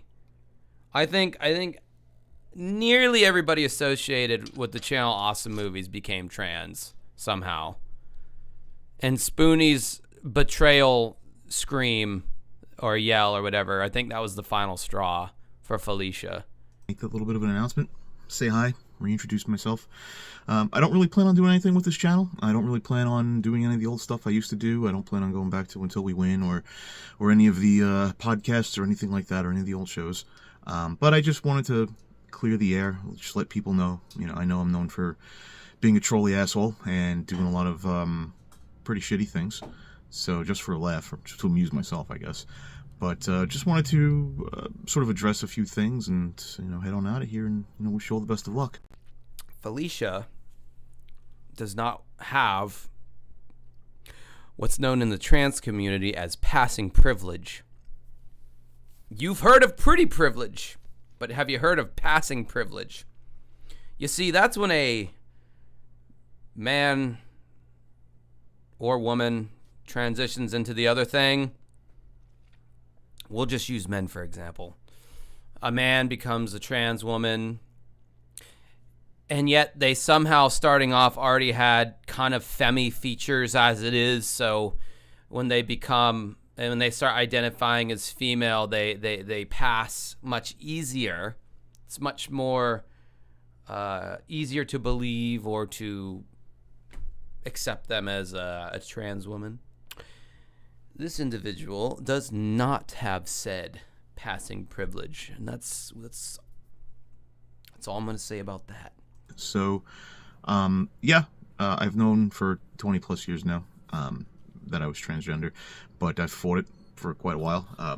Various psychologists, various psychiatrists, I should say, various therapists, all had varying opinions and varying things that I should or should not do. But eventually I settled on this last therapist I've been with for the last 3-4 years now. Very nice woman. The instant yes. God I eventually just came to the conclusion that I was going to do. In fact, I had come to the point of getting hormones several times in my life and always backed out and convinced myself of some sort of BS reason to not do it. And this last time was one of those things where I said, listen, I'm 41 years old. 41? I'm not getting any younger, and I'm probably never going to have kids in my life anyway. And to be honest with you, I don't really want kids, so I'm not really worried about that side effect. I figured, you know what? May as well do it. So here I am doing it. Anything else that you'd want to know? It's not a sexual thing. Sexuality is part of it, but it's not like a sex pervert thing. Plenty of people I know have thrown that accusation around quite a bit. Even some of my friends, quote unquote. Josh and the Angry Inch. God damn. I still need to watch that movie. So no, it's nothing like that. She got some DSLs too. So do I. Why do you think I was soliciting gay stuff earlier and gave you my address? By the way, it's not a fucking bagel place. It's Eclipse nightclub, okay? Right across the street from the bagel place. That was the address. I sleep in a cot in the back. They got a lot of bags of chips and shit that I eat for sustenance. And all the beer, Michelob Ultra you could want, and liquor.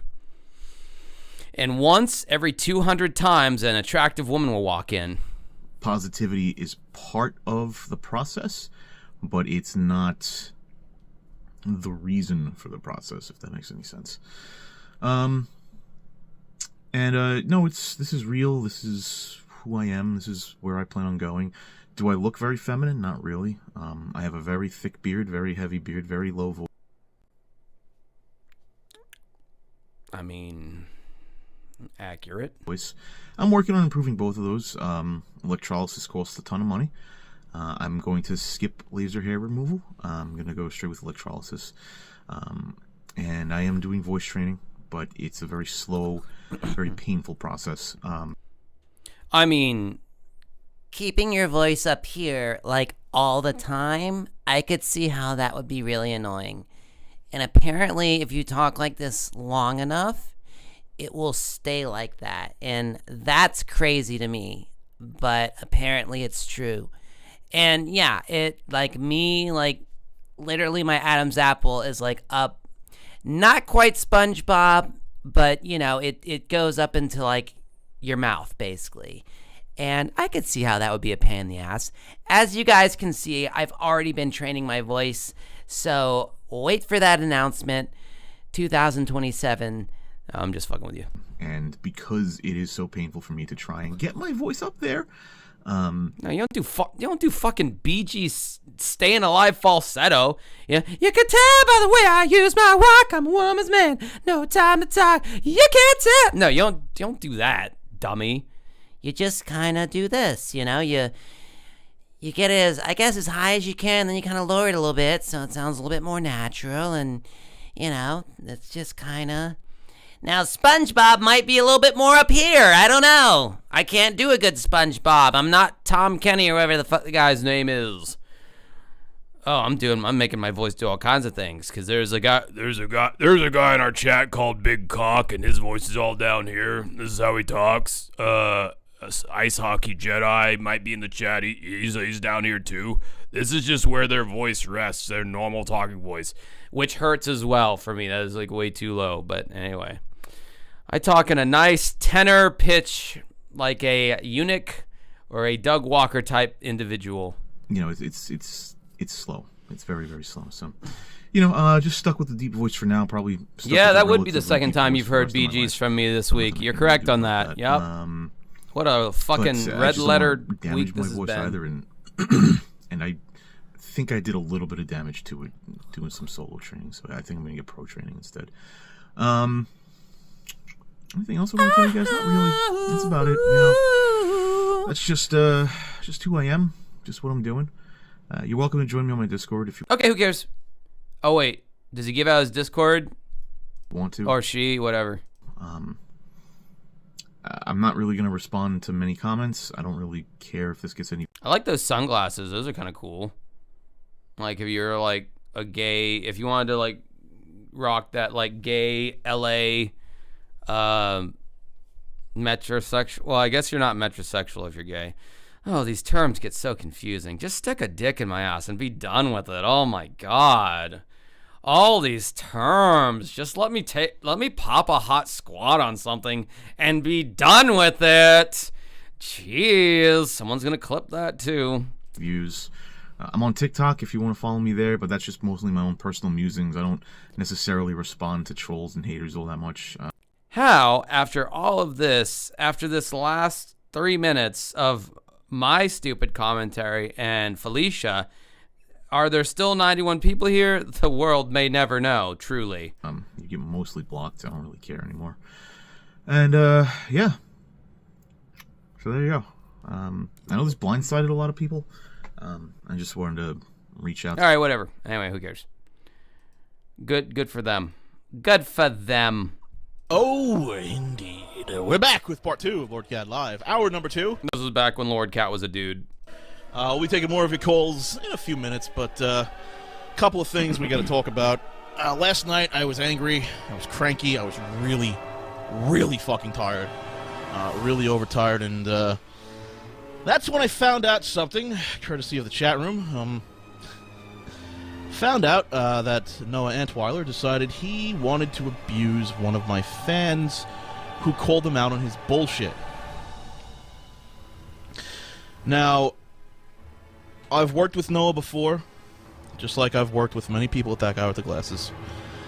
I've had a lot of respect for people with that guy with the glasses, and I no longer respect Noah Antweiler.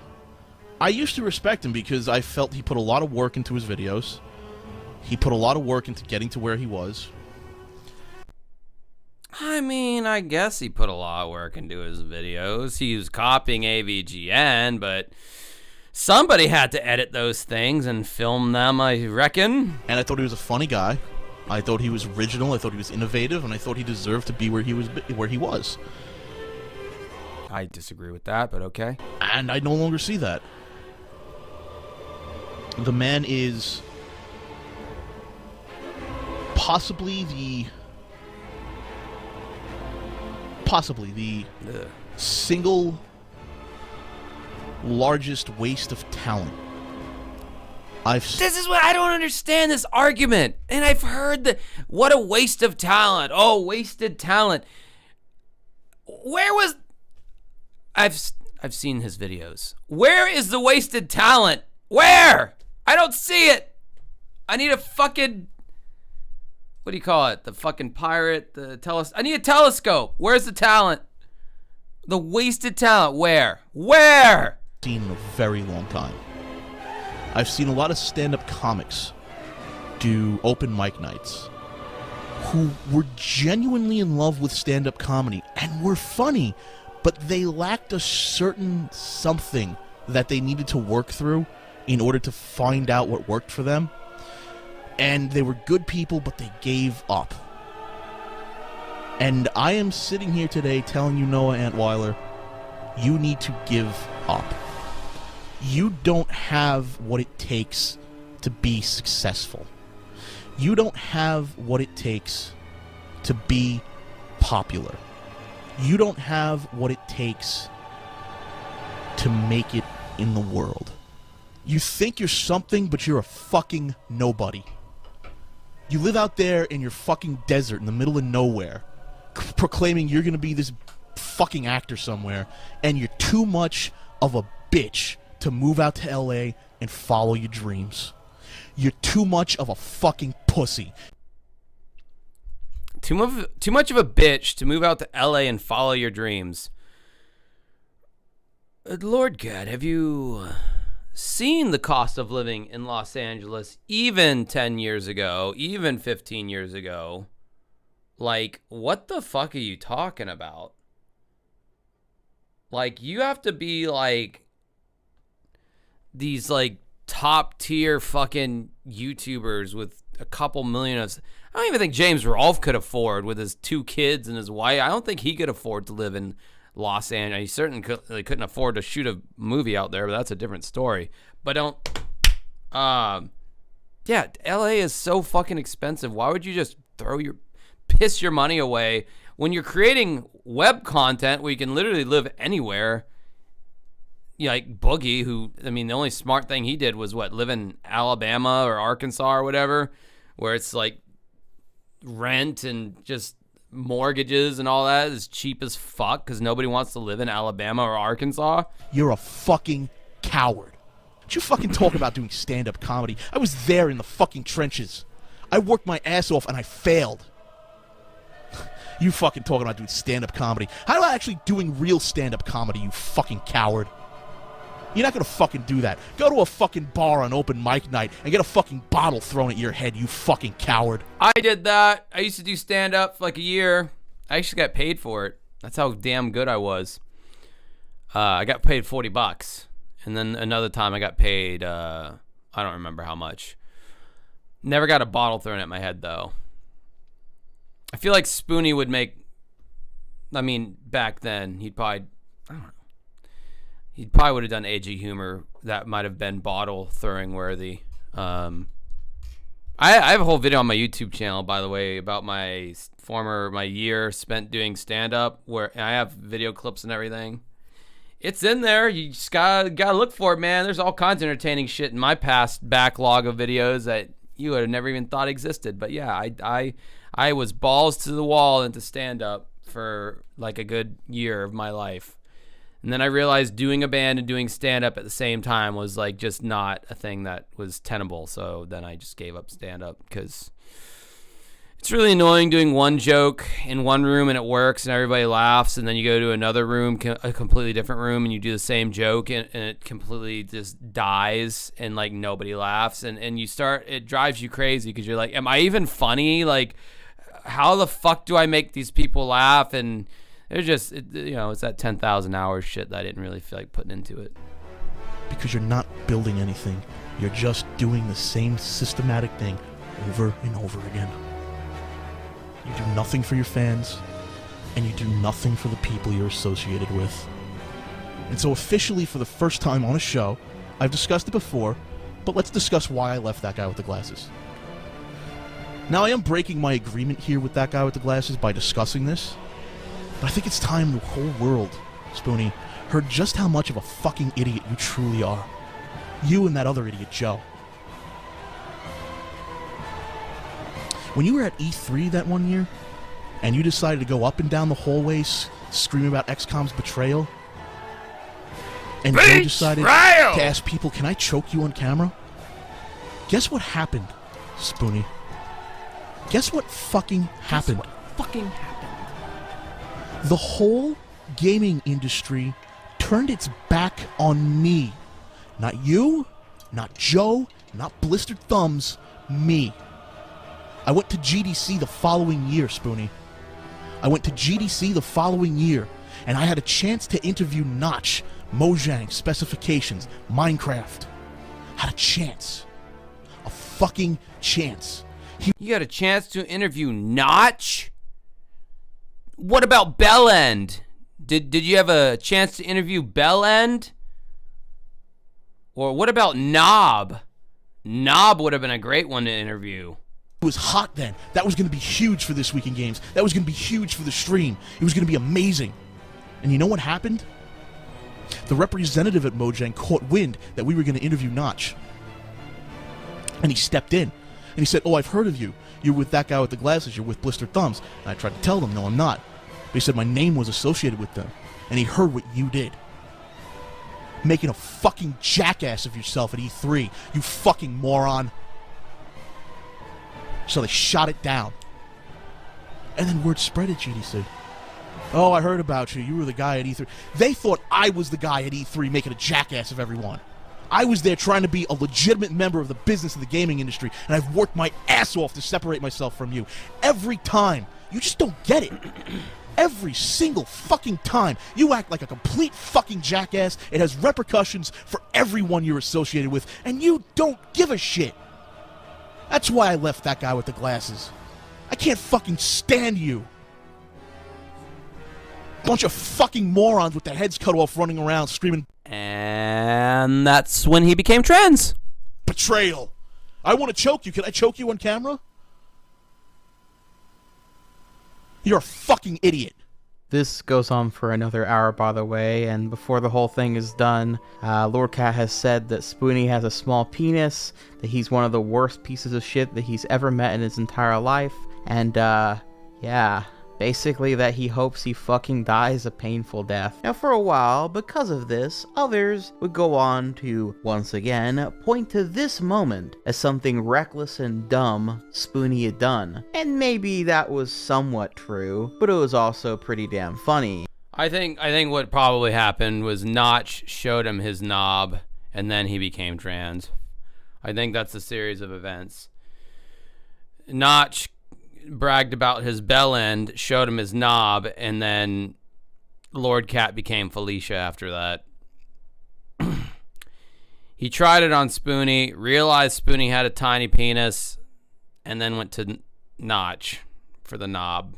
And had absolutely nothing to do with Lord Cat's career not going anywhere. Even Angry Joe, who arguably suffered the worst of this exchange since he's clear. Bro, he literally looks like Speedy. What's that fucking? Andale, arriba. It's just like that racist old Disney cartoon that I'm laughing at inappropriately. Yeah, that one. Okay, clip that too, whoever's doing their fucking videos on me. Clip that. Make sure you clip that part. He literally is like, Doi! It's like a fucking cartoon Mexican like face there, just like Ding! Oh, Astra, riba, riba. Sorry. Hey, Disney did it, and it was fine then. I can repeat what they talked about, okay? That is not an original Josh joke. That is me repeating what Disney had talked about.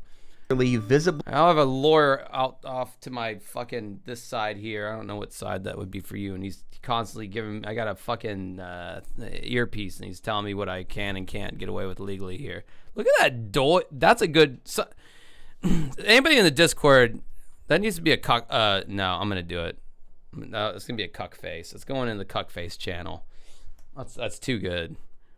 Embarrassed at the attention Spoony was attracting when he started yelling, went out of his way to argue with Lord Cat on this point, stating on Twitter, quote, "I think it's pretty cowardly for you to grossly twist things out of context on your podcast without anyone there to defend themselves at Lord Cat. I had no problem with you, actually considered you a cool dude, but realizing what you really think of me is sad. I'm unfollowing you, Lord Cat. Your rant against Spoony, where you referenced me and had your facts wrong about me asking to choke someone, was a step too far. You were never with me or around me at E3. Taking hearsay as truth? Considered you a friend once. I wish you and your fans the best, and your position in the gaming industry is whatever you make of it. It's not Spoony's fault or anyone else's fault but yours. Grow up." Unquote. And I'll actually double down on this as well, because I feel that this moment was truly emblematic of what people liked about him, and actually many of the people from ThatGuyWithTheGlasses.com, because this moment was emblematic of something that many of them had: earnest, if not slightly cringy, sincerity. Past all the characters and jokes and what have you, when it came to talking about new movies or games or whatever's coming out, these people were not afraid to speak their minds, and express some hot takes too. Takes I sometimes even highly disagree with, but that I usually can at least respect as being just how they genuinely feel. This is important, especially if we're talking about gaming journalism, since before that time, and really still now, normal gaming journalism is not something Do you that guys is ever like really it considered when I trustworthy. breathe into the microphone? These people were Do you like really that? the forerunners of what would become a generalized movement on the internet of people discussing, reviewing, and documenting content and art and media of all sorts. My not tipples! to sell copies of said art and media, but for the sheer sake Oh, pedophile, 9 o'clock. of it. Hide your kids, hide your wife, hide your butthole. And while sometimes these same people can be pretty fucking cringe and have some pretty bad takes about things in general too, it comes off as much more genuine than the manufactured slop of sites like IGN, GameSpot, and many of the magazines that would try to attempt. Do you think Palestinians are the biggest haters of Juario's content when it comes down to the creators of that guy with the glasses, the former contributors? I gotta think Palestinians must fucking hate Juario's content. I gotta think that. Like, just an inordinate amount of Palestinians, if you look at the back end of YouTube, probably very much dislike his videos. To do the same thing. Spoony and Angry Joe got to take a look at the next upcoming game in a franchise. Angry Joe thought it looked pretty cool, and Spoony thought it looked like absolute shit, and was not afraid of just telling everyone what he thought about it. No beating around the bush, just honest opinions. And so Spoony yelling out like this, in my opinion, was actually pretty based. Unprofessional, sure, but I appreciate it all the same. However, there is an event the year after this in 2011 that would prove to be much more detrimental to Spoony as a whole as time would come to show. And that was his girlfriend Scarlett breaking up with him. While the details surrounding this breakup are not well known, at the end of the day, Scarlett left Spoony and quickly cut ties with him entirely. I think, what do people in Ghana think about like all this? I think people in Ghana are gonna be like, what's a computer? What's the internet? Do you have any food or something? That would be cool. That included being the webmaster of his site. After this event, Spoony seemed to become extremely depressed and fall deeper into some of those bad habits he displayed before, from lashing out at others to some of his vlogs turning into full-on drunk rants, with one particular example being when Spoony would do a rant on Twilight Breaking Dawn Part 1, paired up alongside Linkara.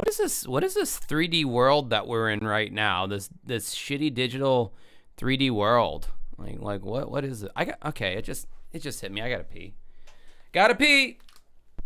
If you listen close enough, you can hear my second stream, and it's not of the internet variety. If you catch my flow there. It's me pissing.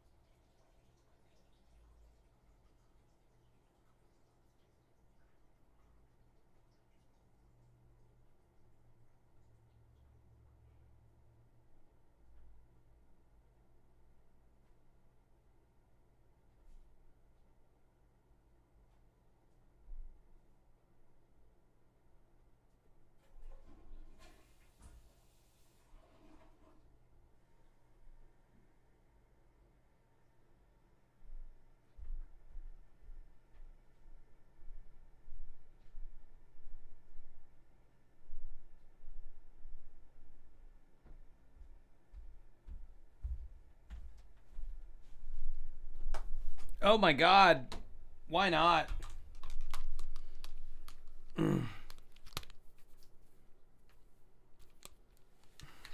Did you guys catch my super exclusive second stream just then? I hope you did. I hope you enjoyed it. And Jiwario.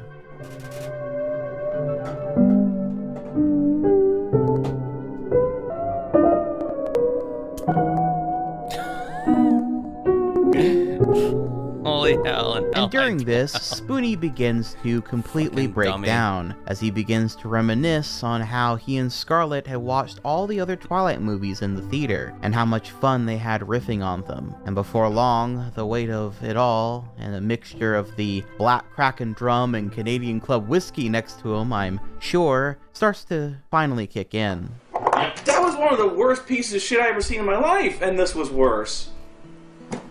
So I take it you liked it. I'm so tired. The thing is, you knew it was going to be a crap movie going. No, because, okay, for those of you who don't know, I needed someone to, like, be here just to make sure I don't do something stupid. So that's why I've got Linkara and Jiwario via conference call right now. But, okay, don't give me this thing where, like, oh, you knew it was going to be bad when you walked in the door. Okay, that's partially true, but partially. I haven't slept in 36 hours. Oh, I'm sorry. And I so didn't want to go see this movie because the last 3 years, Scarlett and I would go to see these movies, and they were like the best date nights we ever had was these fucking movies because they were so fucking funny. They're fucking hilarious. So, like, they're bad, but I love the Twilight movies. But, like, there was nothing redeemable about it. It wasn't even funny. Man, Spoony is ignoring that dog like my troll ignored his daughter when he was doing a live stream on me. Ayo! Clips. And this piece of shit.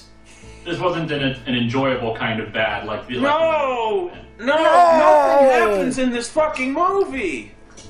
You know, to be honest with you, and this is just like a a petty little bitch gripe, which, I mean, I feel like the chat is just full of people who are into that and bitch gripe themselves. So I feel like I'm in like a big ass hot tub with a bunch of like-minded people. I hate the sound of Spoony's voice. His voice kind of sits down here. It's like in a dumb part in his throat. It's like kind of like low but like nerdy. So he like kind of talks like this. It's like, no. Oh, I hate that movie. It's so bad. It's almost like if you made it a little bit more flamboyant, you have like a Barney from The Simpsons, like, oh gee, Homer, I'm a little too drunk to drive tonight. Can you take me home? Like, that's like Spoony is one step away from sounding like that. What the fuck? Who the fuck wants me to pass a kidney stone 65%? This chat is sick, man. The hell is wrong with you people? Why do you like want me to experience like all these horrible things? Nothing happens. Nothing I happens. seriously have an emergency store of booze. Oh, of course you fucking did. I don't drink. I don't. Like you've probably seen like everyone's gone drinking at the crossovers and shit like that. Like I don't drink. I'm just not a. I never got into it, but like. I keep some around for guests, and because like there might be a day when I physically need a drink, and this is like 1 hour later. I suppose I should wrap this up. I don't even know how long. I can't even read the number. I think I've been going on for an hour and 21 minutes. That's okay. Do you have any questions for me? Like while I'm completely hammered out of my mind. No, I mean, well, not for me. I think it's pretty obvious about. Are you going to see the second one? Well, you're kind of obligated. Well, I gotta know how it ends, right? Fuck. A Patreon is a derogatory term for a big old black guy. A big old black guy. They used to say, oh, that's a Patreon over there. Don't mess with him. That's basically what a Patreon is. You know what? Honestly, no. Most of the is a tonsil stone a real thing? Can somebody educate movie clips, please, and explain to them what a fucking tonsil stone is and how it is one of the smelliest things your body will ever fucking produce somehow? I'm gonna get kind of morose on you for a second, but like most of the fun of going seeing these Twilight movies, and the reason I didn't want to go see this one is because I was going with somebody, and I could make jokes about it with Scarlett, and that was the most fun I ever had was making jokes about this movie with someone, and I just don't have any friends, and like she's gone, and that. All right, let me put you. All right, movie clips, because this is what I'm about to say is more interesting than whatever fucking. I don't even know what's going on right now. Oh, I'm so drunk and I don't even drink.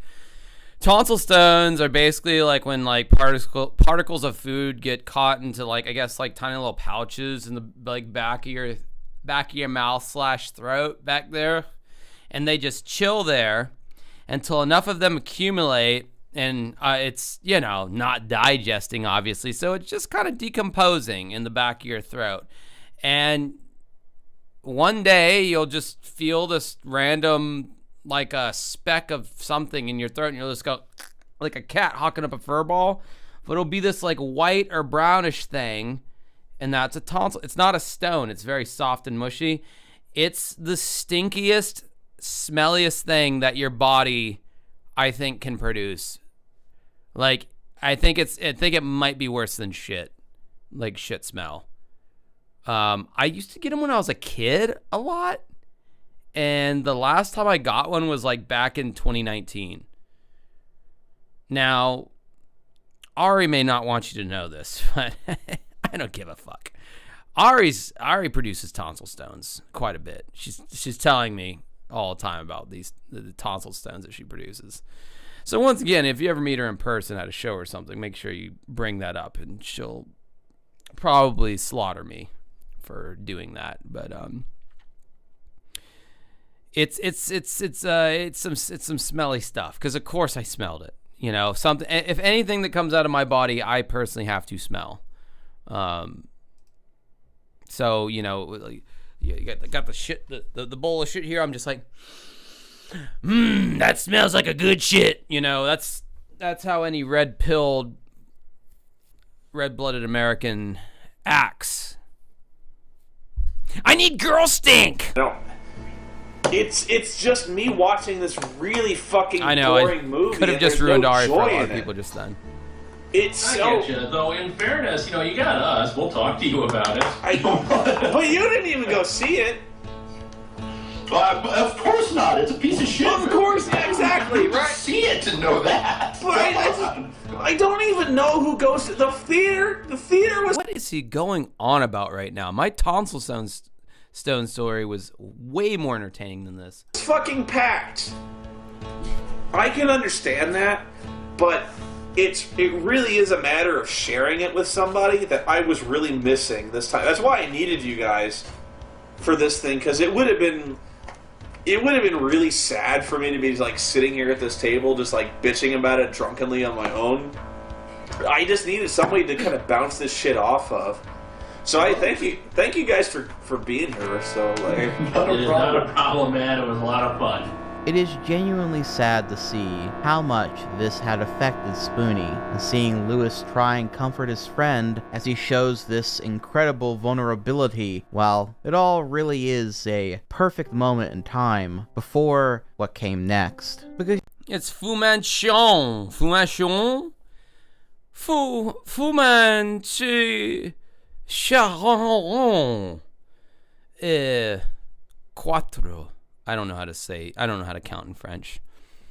That looks very French to me. Only French does like a million fucking vowels right next to each other. you see, Spoony's zitter activities seemed to increase a ton after Scarlet left him. Once again, him ranting and getting into fights with people, and frankly, sharing a lot about himself, including the fact that he was bipolar. That's not to throw shade at that disorder, of course, but I will say that knowing that does explain some of the future events to come. One such case being tweets like these where Spoony just kind of bemoans his own existence and how alone he is. Quote, "Just another night, completely wasted in the dark, staring helplessly at a blank computer screen and cursing my own existence." Yeah, because if you're wasted, you can like totally like type that coherently and add punctuation and form complete coherent thoughts. So wasted, bro. What a drunk. On that note, one of the only things Spoony felt love and care for was his dog Oreo, who is a really fucking cute dog.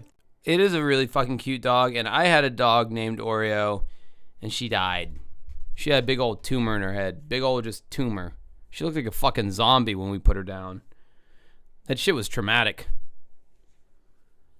I don't know why dogs get cancer so easily, but it's like, unfortunate. And fucking, like, grandpa massive tortoises live for like 120 years. What the fuck? It's all out of whack, this whole lifespan thing. Nobody has a fucking giant tortoise as a fucking pet. Well, I just say that, and now someone's going to be like, actually, I could pull up a video. Most people, 99% of people don't have that. But everyone has dogs. And dog, you got a good 10 years in a dog, maybe. And then it just dies of cancer. Because dogs technically aren't supposed to really exist. But for Spoony, everything else was crashing down around him. He was spiraling down a pit of despair that seemed to have no clear way of climbing out. And this only made people either want to help him more, troll him more, or turn away from him entirely, not wanting to see the mess of the man he was now. Fucking knew someone in the chat would be like, yeah, I know someone who had tortoises as pets. I fucking knew that was going to happen. That's because they're prehistoric, man. Just look at those fucking things. Box turtles? Dude, look at a fucking box turtle and tell me that's not from the prehistoric period. They can live underwater. They survived the nuclear blast or whatever the fuck happened. The fucking sun, a moon or something crashed down on Earth and killed all the dinosaurs and shit. But, you know, if you're a water-dwelling creature like crocodiles and box turtles, apparently those things are some mean sons of bitches. They will come rushing out of the water at you and you don't want him to bite onto you. I don't know why my voice just got Asian just then. Whatever. Now, and no matter the response, Spoony would lash out, complaining about those that left him, angry at those trolling him. Sure, turtles and for the win, I snippy at guess. those who did try to help him, insisting that he didn't need any, in spite of it being quite obvious that he did. This would finally all reach a boiling point, however, a point of no Ni return, hao. in but one single tweet, one that would come to define the estás? rest of his online career. Wie geht's Quote, dir? at Jesu Otaku, you know, if things don't work out with you and at Nash076, I'd be happy to chain you up to a pipe in my basement and love you my way. My way of loving someone is dirty and painful and ends in tears. Unquote. Now, for a bit of context, Jesu Otaku was another contributor to ThatGuyWithTheGlasses.com, reviewing anime and the like. Like Sarah Silverman's younger sister or some shit over there.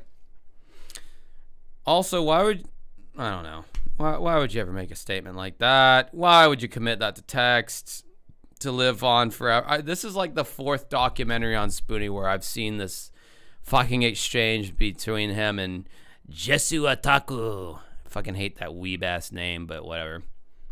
Why would you do that? I don't know. Maybe people have like wisened up since then, but I don't know. I would think even back then you would think to like maybe let's not commit that to like text that is infinitely duplicatable for all eternity. Maybe not do that, you stupid fucking idiot. And Nash was her boyfriend, who had a podcast that was also on the site. And Spoony... Wait, Jessie Otaku became trans as well? Are you serious? Is she a he now? Is it Jessie Otaku instead of Jesu? I don't know. They just made a joke about chaining her up to his basement and loving her his way. Now, why he decided to tweet this is... Are you fucking kidding? Are you fucking kidding me? How many people... I made that as a joke. Okay, yeah. Most people who... And by most, I mean like 2, but whatever. Most, I'm just gonna over-exaggerate right now and say everyone who was in the... I mean, Linkara is with a trans woman as far as I know. Lord Cat's trans. Apparently, Jesu Otaku's trans. There's just something in the water. There's a degree of... I got this like Tool song I'm in. I know the piece says fit. Doing Doug Walker's shitty movies and becoming transsexual and rediscover transformation. Yeah, there's like HRT in the water or something. In the water bottles. That's probably what it was. It's all part of Doug Walker and his Jewish space laser program. Marjorie Taylor Greene, she can explain it better than me. In anyone's guess. Both the context of everything that was going on in his life and how he was in a constant state of spiraling. I have near no doubt he posted this while drunk as all hell. However, this is still no excuse, and his actions ended up having some consequences. The first of those would be another ThatGuyWithTheGlasses.com site contributor, Obscurus Lupa, responding and the two having a fight about the whole thing. It all ending with Spoony falling back into self-pity and anguish again, with him Obscurist Lupa, who now goes by Obscurist Mark. Obscurist Marcus. And that's who they are now. Because they took part in the Channel Awesome movies. Stating the following in response. Quote, is there a punishment harsh enough for scum as loathsome as me? I really don't know what else I need to do. What if Doug Walker transitioned and the only difference, the only change that he made was he just got breast implants? He kept his bald ass head and his gray beard and his crazy skeleton eyes that he's got going on, and he still wears the fucking fedora and blazer with the stupid Hot Topic kind of tie around your neck, but he's just got this rack. I mean, he's already got the pitch of his voice. You could already just step right into the feminine role there, and it's like, I'm Delilah Walker. And I have tits, so you don't have to. I don't know. That would be funny to me. I thought it was funny. Apologized, I've begged. Is it blood you want? Tears? Douglas. I could rend my clothes asunder and wear a sackcloth. Flagellate myself with a barbed wire? I can do it. I will. I mean, God. I made a bad joke. I'm sorry. I'm fucked up. At Jesu Otaku, at Obscurus Lupa. I'm sorry already. Please take my penis. Burn it. I'm worse than Hitler. I should. Oh my god. Fucking. Cope.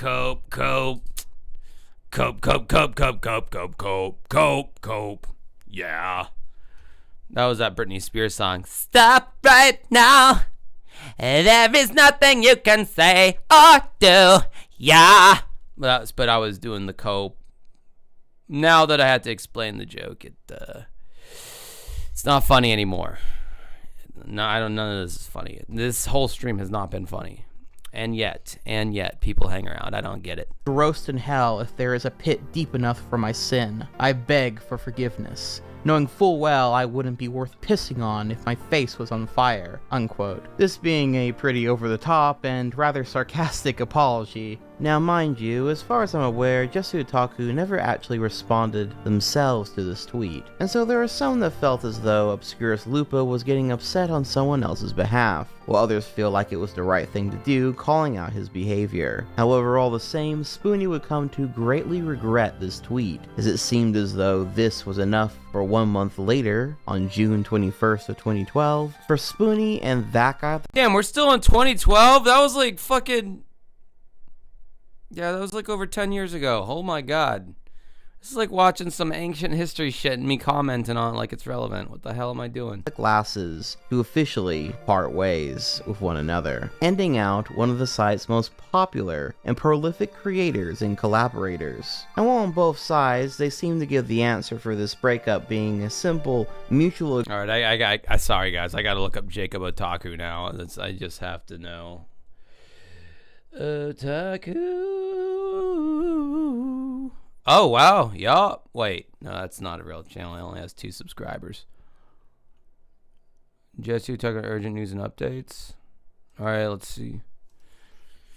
Let's see what the fuck, dude. It's like, is Felicia living with Jacob or whatever? This came out 8 years ago.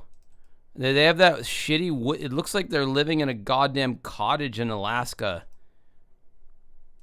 I literally think they live together in the same house. It's like the same exact background. When you worked for that guy with the glasses and you come out as trans, you have to go to this like fucking cabin in Alaska. And that's where you have to out yourself, I guess. Well, hi there. No, that's Jacob Otaku. No, I'm just joking. Here's Jacob, I guess. Hey everybody, Jesu Otaku here. Sorry about the lack of Or not. content. I was intending to put this as sort of like a tag, you know, you're trying to inform the audience of something, you put it as a tag on another video. But in case you can't tell, I sound like death right now. I am extremely sick. I'm actually kind of violently ill. This isn't the droids I'm looking for. Oh, I guess they never made a I'm a dude now thing. I'm a dude now, oh my darling, I'm a dude. Jacob Otaku. Oh. I think we've struck something here.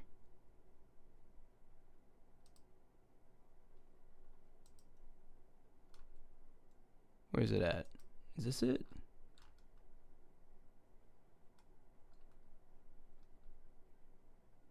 I don't know. I think so. Yeah, I think this is what we're looking at here. It's not a video though. It's just a still image. It still pertains.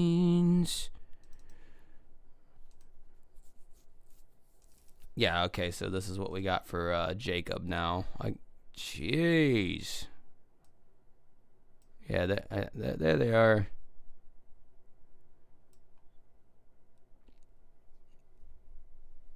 I mean, whatever. Sure. Why not? If it makes you happy. Agreement that they had no bad blood and they simply no longer needed to work together after all this time. We all know that's mostly the business-friendly answer. Once again, looking at all... Well, okay, if it's not him, that's an approximation, okay? It looks similar enough.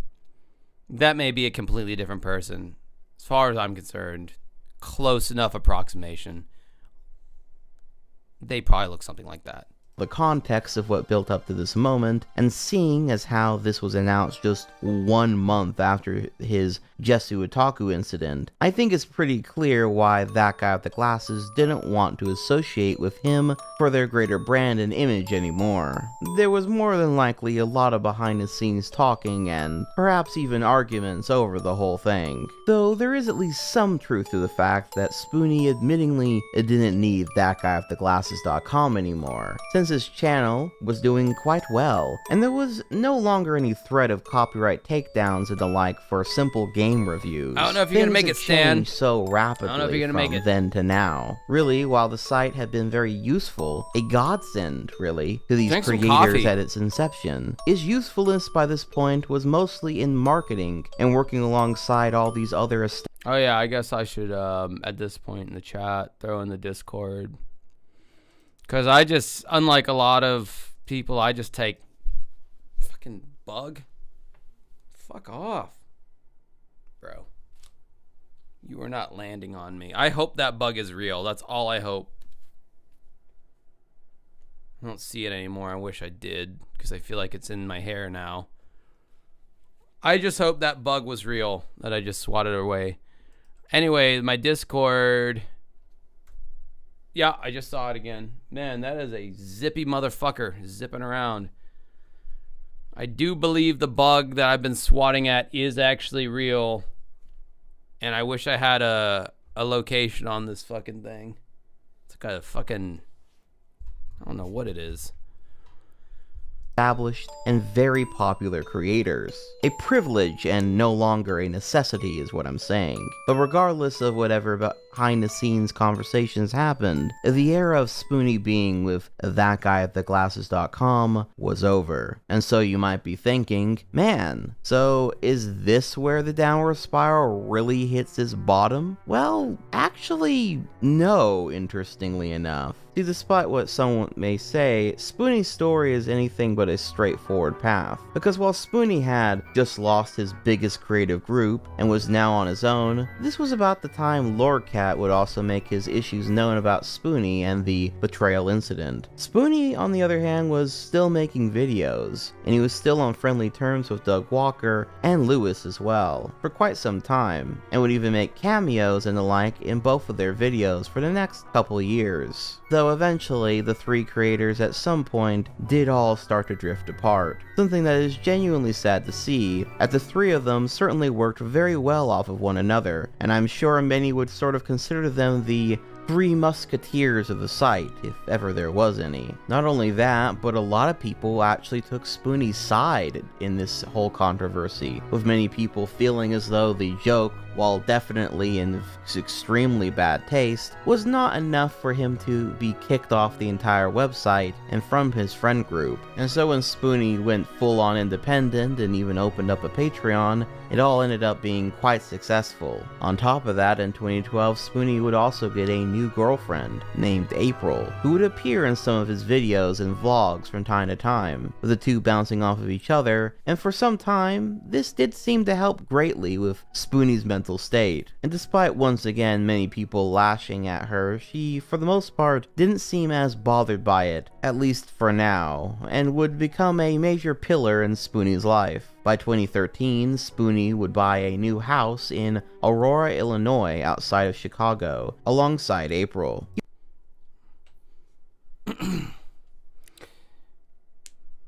April's really cute. That's my commentary. I have to, anytime there's a female on the screen, I have to comment on their looks physically. Sorry if that upsets any feminists or whatever, where you're not supposed to talk about a girl's looks. I think she's cute. Perhaps maybe sexy. Yeah, she's cute. I don't know. I might holla if she was just some rando that I saw in person. He was also making, unless she's fucking nuts, which she looks like she probably is, a lot of consistent content, and while a lot of it was vlogs and stuff, he still did do a lot of game reviews, and hell, when he did do them, they were actually getting a lot better. He was evolving as a creator. They were more funny, and actually pretty damn informative too, and they were getting longer as well, and it was during this era that he released what I consider to be the apex of all his content, his Ultima series retrospective. I grew up playing computer games back before we had Windows, before we had graphic interfaces, back when we were still stuck on a DOS command line. We didn't use mice, and our monitors had exactly one color. Well, two if you counted black. The story of the Ultima series is as old as computer gaming itself, and it stretches all the way to present day with one of the longest running and most enduring MMORPGs around. And I'm going to take you on the same ride I did from beginning to end. Long years ago, back in caveman time, super nerd Richard Garriott, best known to his friends as Lord British, kept up a hobby of coding his own games, modeled after his tabletop Dungeons & Dragons hobby. The first game was I think what I like about Spoony's second girlfriend, the pink-haired one or whatever, she's got good blowjob hair. When she's giving you head, you just see everything that's going on. When the redhead, you know, if she's giving you a blowy, it's just a cascade of just red. It's like there's almost like a blanket over you, and you don't even see what's. And guys like to we like to see that shit. We want to see what the girl's doing down there. It adds to the hotness, you know. If it's just like a fucking blanket of red over your crotch, it's like it feels good, but you want to see it too. Why did my mom literally text me right as I finished that fucking sentence? Like, it's 2:21 a.m. Why would she be texting me right now, especially at that point? What the fuck, dude? Calabeth, World of Doom.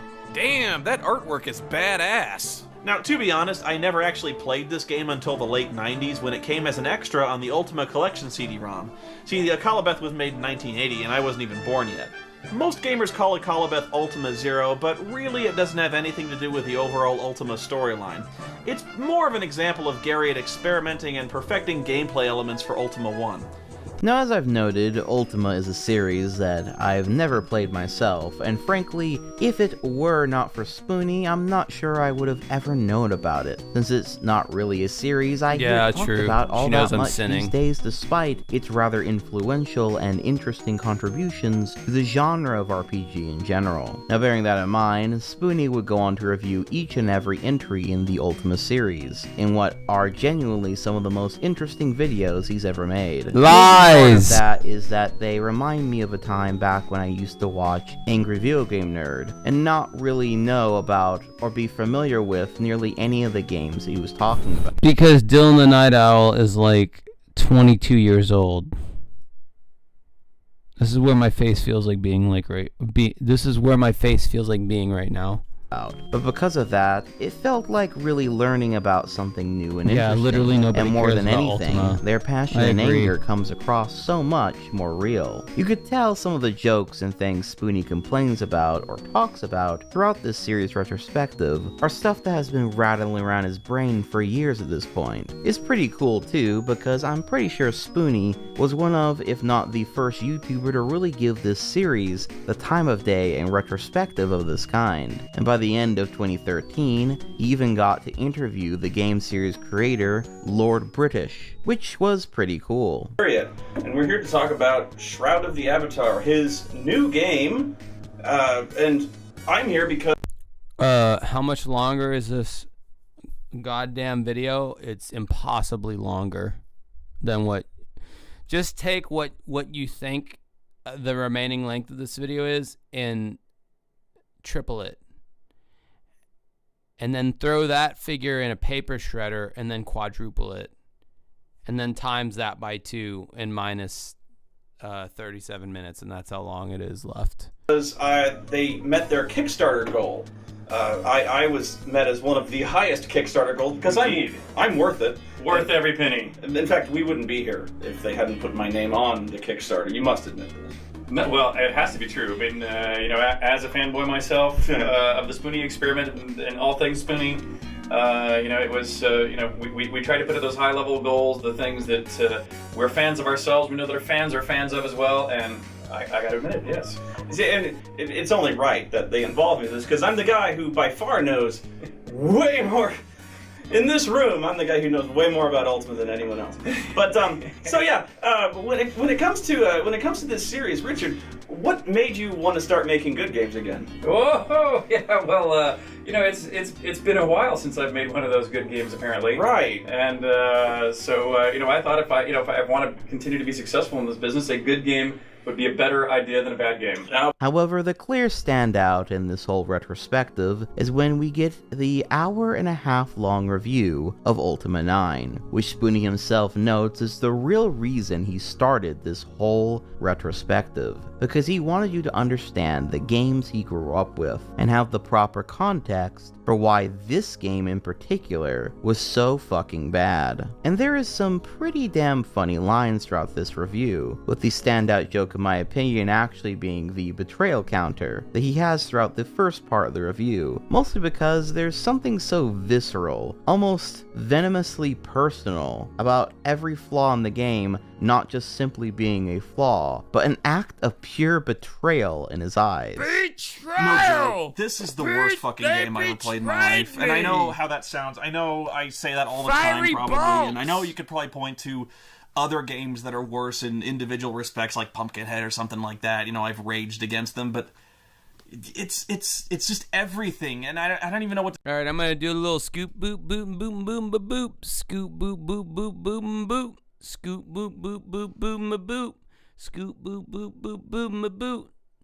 I'm gay. Scoop boop boop boop boom ba boop, scoop boop boom boop boom ba boop. I'm gay. The Fall.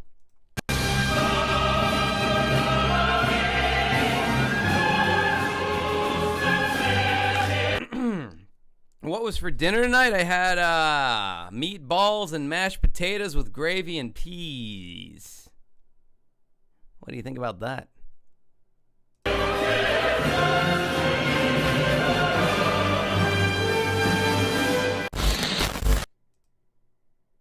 By 2014, Spoony had a rather interesting conundrum to face with. You see, he had a Patreon by this...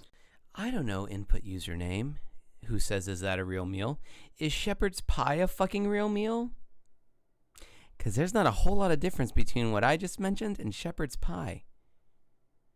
So toe the fucking line there, you fucking knob. Point to help support his endeavors with his channel, and one of the stretch goals of the Patreon was if he ever got up to $5,000 a month coming in, he would start production on his very own Spoony movie. Now while this seems random, you gotta understand that by this point, Spoony has starred in 3 major Channel Awesome movie projects, and other creators like AVGN and eventually Linkara 2 would go on to try and make their own movie productions for their internet shows. And so I suppose Spoony saw it as something cool he might be able to do as well. But, truth be told, I don't think he ever... Yeah, the ex-girlfriend call-in thing was fun, and then I ran out of ex-girlfriends to call, so it was kind of like a short bit.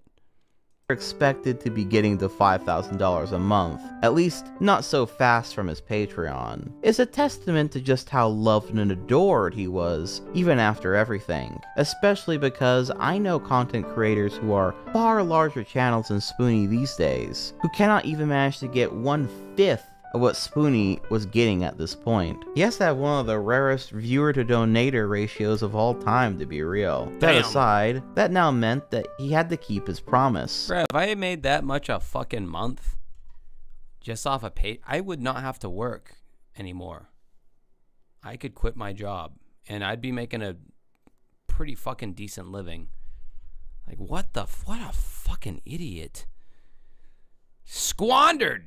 Of making a Spoony movie, which led him to making this video titled Spoony the Motion Picture, where he kinda reveals his thoughts, shock, awe, and above all else, the pressure he has on him now with this sudden news. The Patreon goal where it was listed that I would start work on a movie. Oh, this fucking clip. Oh my god, we reached the goal. I can't believe it.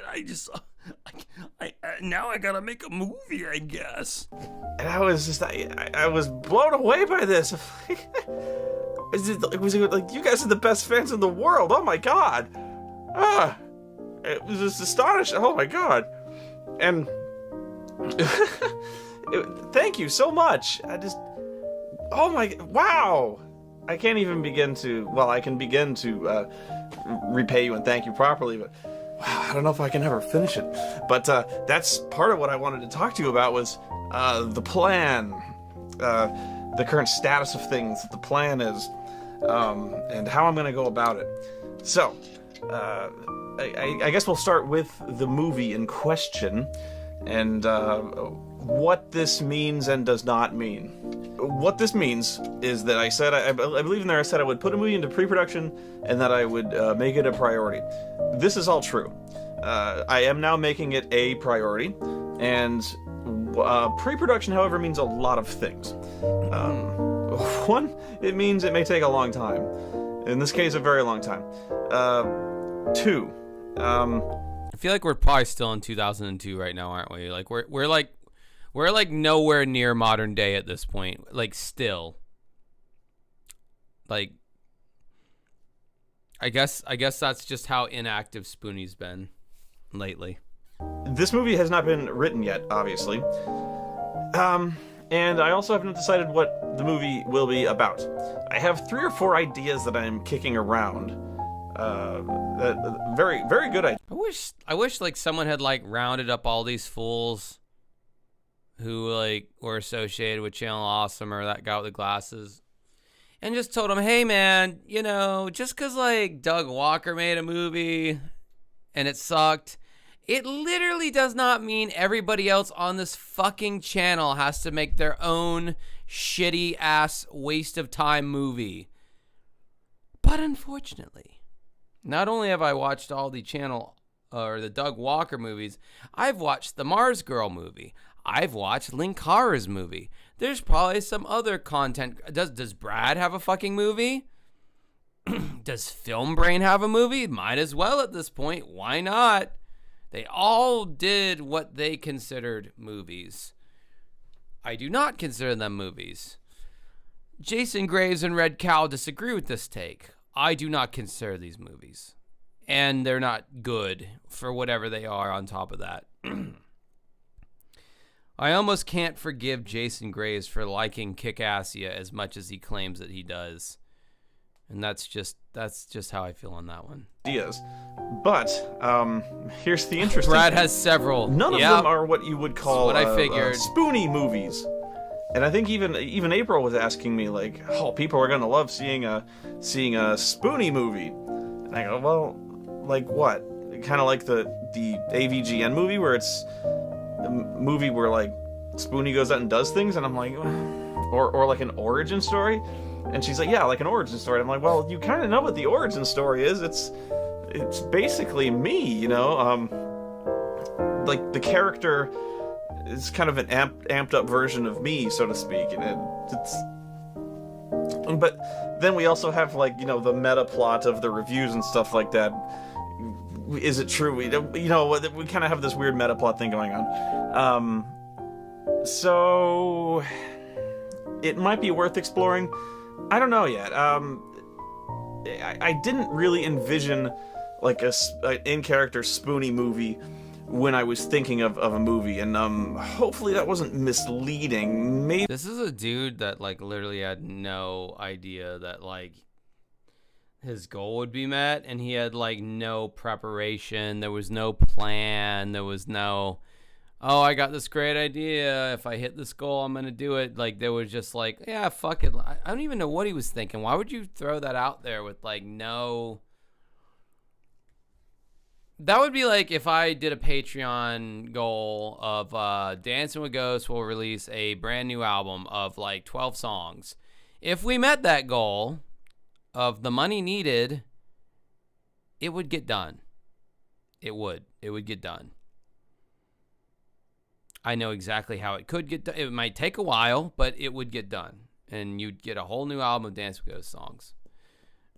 I know the pathway to get that done because I've done it a lot, because I've experienced doing this.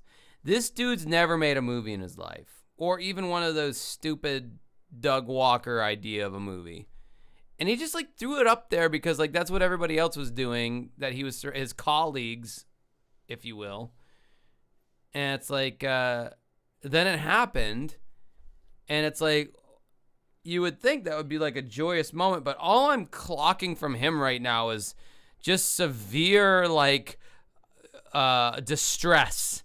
Oh shit, now I gotta make the thing that I said I would make if I reached a certain goal. Man, that would be great though if we did do a goal to make a new DWG album. That'd be sweet on so many levels. Maybe it was, and I'm not ruling it out. I always pictured maybe doing a movie separate from the site. Maybe that was out of line. I don't think so though. I think maybe you guys would enjoy seeing something that was something that I wrote and produced and maybe appeared in. That would be something very very very different from the standard kind of game movie review kind of my character type of thing. I don't think I necessarily need to be I'm not imitating the nerd, but kind of make a movie where it's what you're not. You could have fooled me. By the way, read to Electric Boogaloo. The funny thing about when your ears shop at the Dancing with Ghosts Music Emporium, you can't just stop at the first 2 songs that you see. All of our songs sound a lot different than the other ones. We don't really have a genre or anything, so if you really dig into my catalog, you may very bloody well find some shit that might be right up your alley. Don't let songs like Magazine or Audacity or 7 Years, don't let those fool you. Those are just the newer ones. There was a whole ass synth pop thing I went through. There was a whole other thing that happened. I have a vast discography to be beholden to. So, yeah, do that. Where it's my character. Especially since we're talking about like where in continuity this falls. I don't know. But it's one of the ideas that I might start kicking around. You can hear the genuine excitement and unbearable panic in his voice throughout this video. And I think it's rather telling that the reality of the situation started to really hit him, that he wasn't really sure what a movie about Spoony would even be about, since the AVGN movie, and really most of the other reviewer movies and the like, were about characters that these guys played, and also were pretty fucking bad at that. But Spoony kind of realized that Spoony isn't really a character, it's just himself, and he never really had enough of a larger lore to his videos to do much with that either. Of course. Yeah, it's called critical thinking and knuckling down and figuring out like what this movie could be and what you could do with this character and fleshing him out, giving him an origin story, yada yada yada. It's like, it's really not reinventing the wheel to like take an internet personality, write some fucking lore about them, give them a motivation, give them a goal or an objective, add some kind of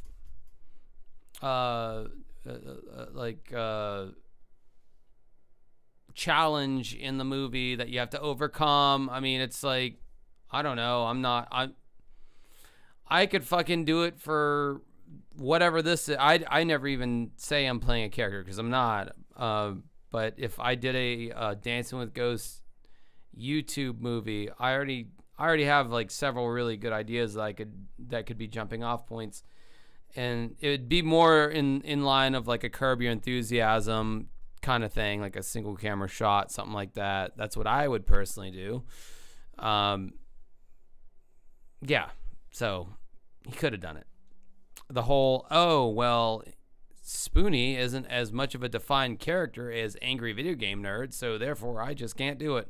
That is called a cop-out for the man who's supposed to be one of the most talented people, from that guy with the glasses. That's little surprising that they would cop out that hard. This is exactly the type of thing the bro should have thought about before advertising it on his Patreon. But I can sympathize with the reality being that a Spoony movie feels like something that would be difficult to make, since it's kinda just a guy reviewing games and movies at the end of the day. But at the same time, he really should have thought about that beforehand. He does note that he has at least Famous 3 last words? movie No, I don't know what that ideas is. that he has in mind that are all his creative visions, but that they wouldn't be a Spoony movie, but a movie made by Spoony. Which, to be fair, I think is probably the much better option, and since he noted before that he has movie ideas and story concepts from the start of his online career, that's really where his creative endeavors began. I think it would have been genuinely interesting to see him actually use that money to try to actually make some sort of low budget film with what he has.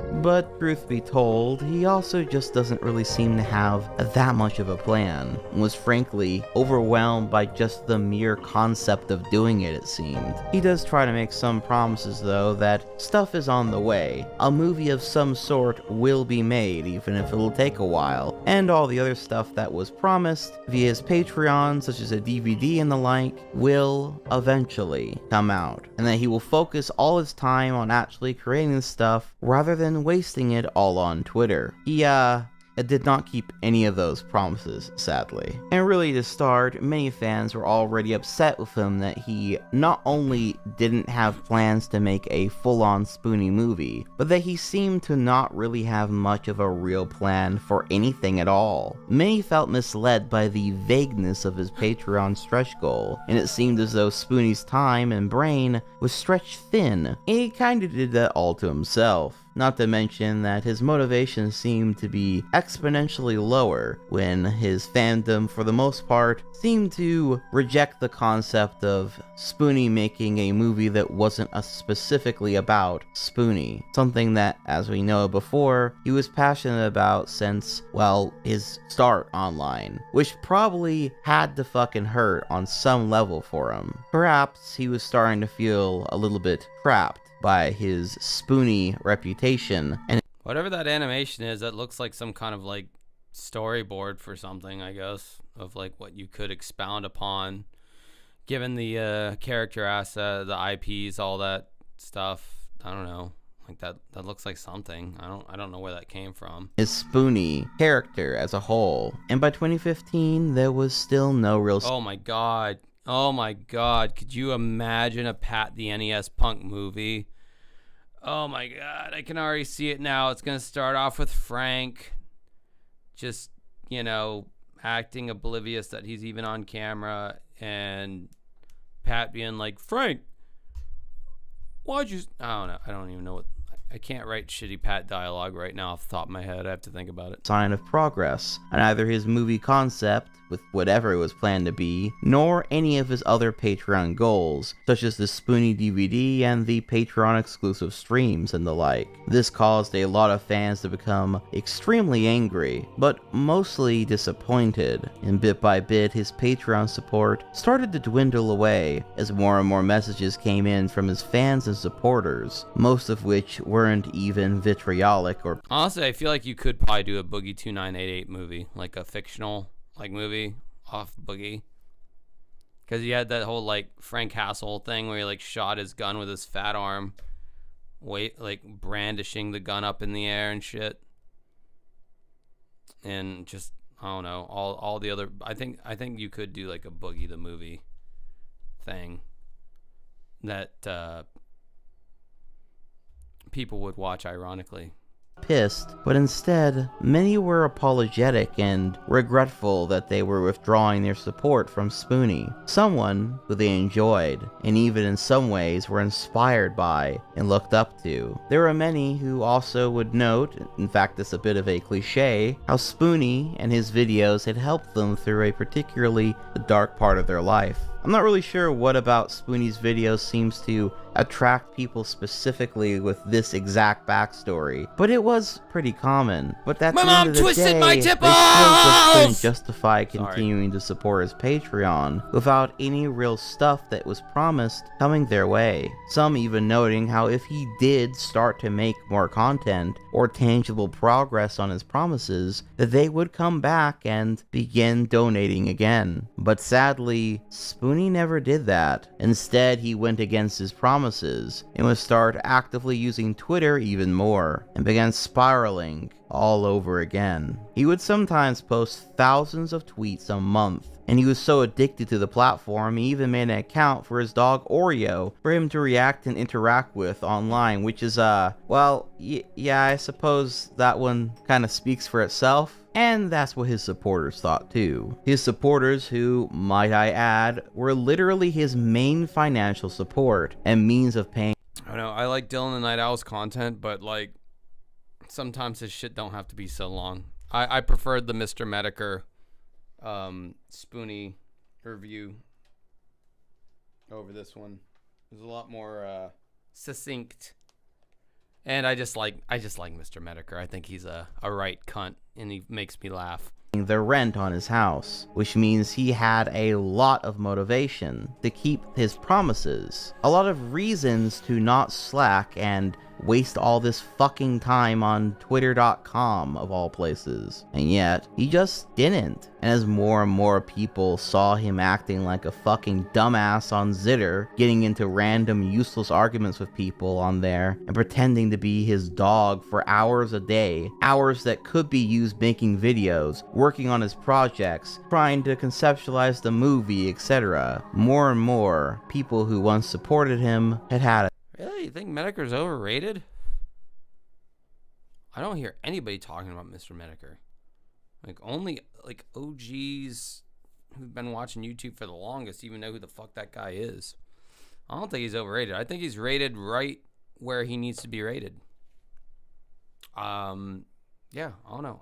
I disagree. I do not feel like Mr. Mediker is overrated. I think Mediker is based a lot of times, in fact. I think he's approaching baseness levels that we will soon get to maybe another 10 years from now.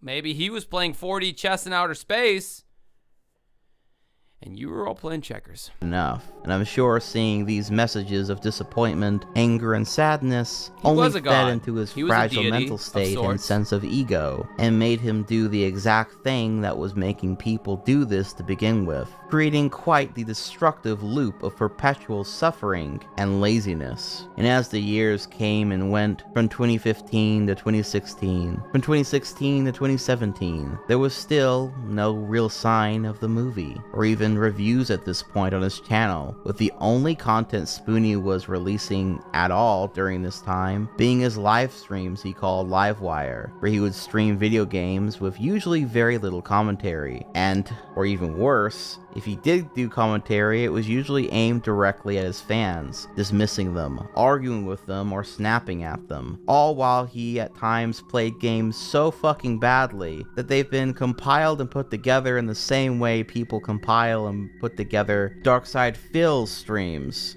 I forgot. I haven't seen this doc in a while. I knew Darkside Phil was going to get brought up at some point. All of which made for some pretty infamous clips. Don't tell me how to play. You know, now is not a good time to smartass me.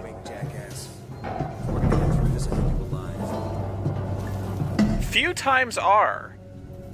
But now is really not a good one. Now is really not a good time. Sending her your prayers. Fuck you. Fuck you for even suggesting something like that. Hey, what was that? I saw someone. Fuck you.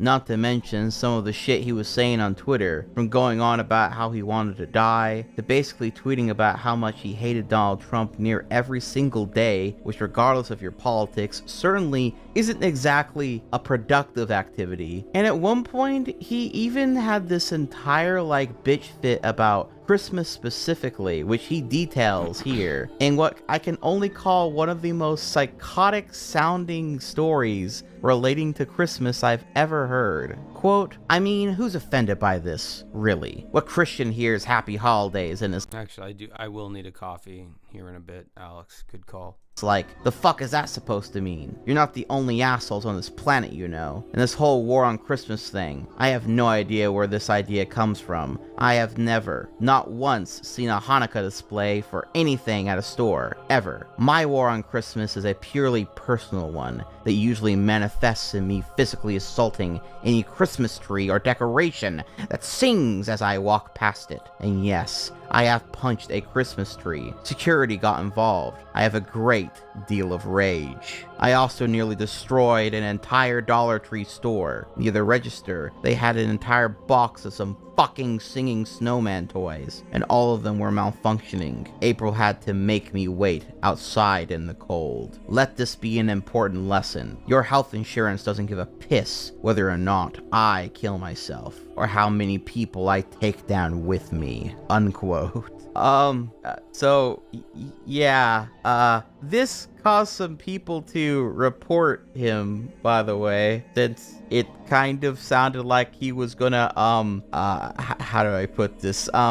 Randy Stair the Dollar Tree for daring to have Christmas. Oh, Randy Stair. What a tale that Mr. Medica first brought to people's attention, by the way.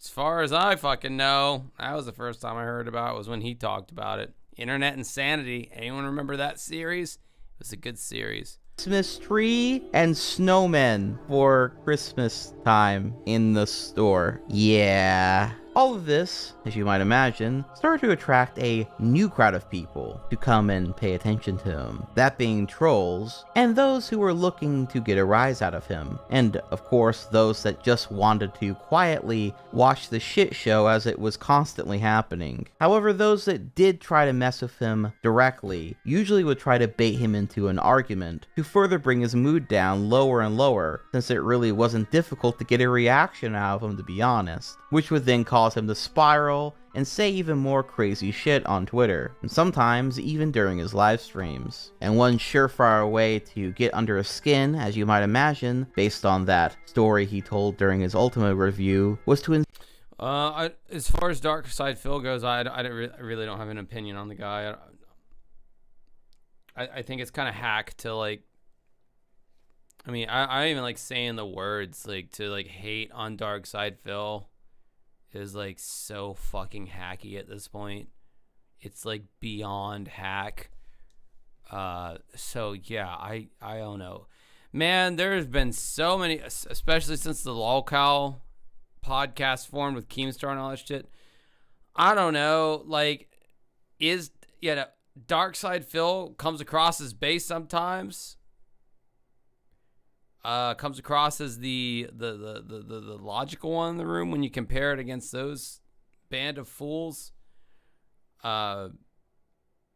He had his moments where it was just complete restartation, like restarting your computer, for sure. But like, I don't care about Dark Side Phil. I really don't. In addition to that, I don't know why Review Tech USA took such an obsession with Darkseid. That was weird. That was fucking weird. And, yeah, it goes without saying it was weird that he got a fucking DSP tattoo on his... The first and only tattoo he's ever gotten. He got a fucking tattoo of DSP on his arm. Like... man. I need to find, like, a better group of people to start watching. I'm in a sad state right now that I even know that this takes up space in my brain is like very sad, honestly. And I'm very disappointed in myself that like I know this stuff. Like, it's very disappointing. assault his brother, and more specifically, bring up an incident involving him in which he had to shoot and kill someone. You see, Spoony's brother Miles, who had also appeared in some of Spoony's vlogs before, was a cop with the Mesa Police Department, eventually working his way up to the position of sheriff's deputy, and in 2017, some details from an event involving Miles from 2011 came to light. That being Miles' shooting and killing of an illegal immigrant named Felipe Ramirez Castellanos. Now mind you, Ramirez did shoot at the police, and with an AR-15 at that, and he had also jumped in his car and tried to mow Miles down in said car. So by the time that all was said and done, I'd say Miles had every right to defend himself and those around him. However, this was something else trolls could use to mess with Spoony, claiming that his brother was a cold-blooded killer, or that he was a racist for what he had done. And often in his live stream chats, there was hashtag Juan but not forgotten,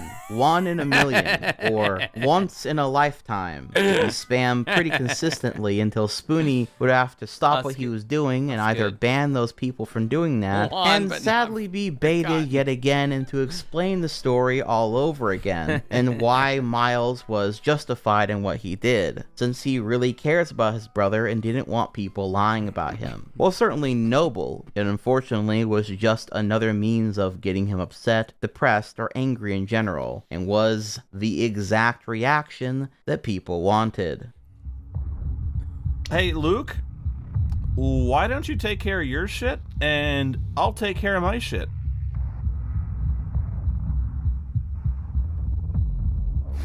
Because, here's the thing. I'm here, and you're you.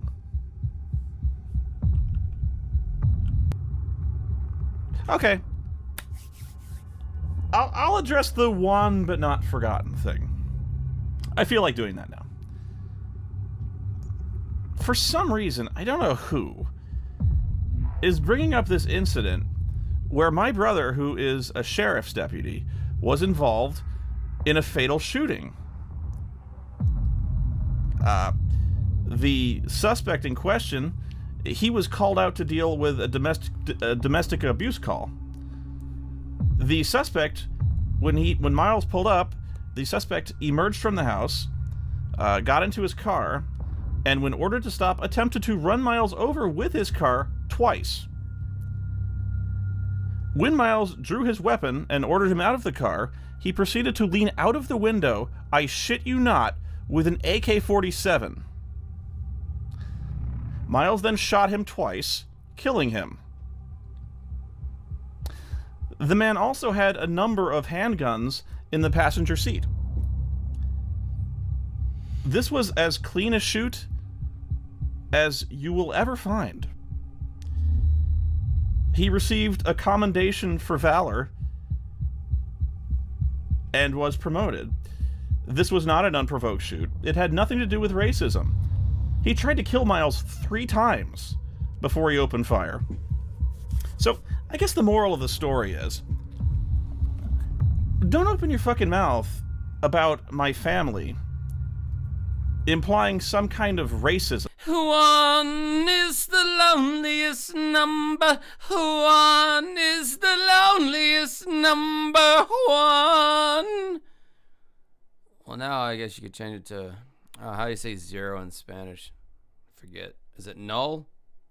I think that's German for 0. Whatever. He's not Juan person anymore. He's a former person. When you don't know shit about shit, and you keep bringing it up like it bothers me. It bothers me in the sense that you are so ill-informed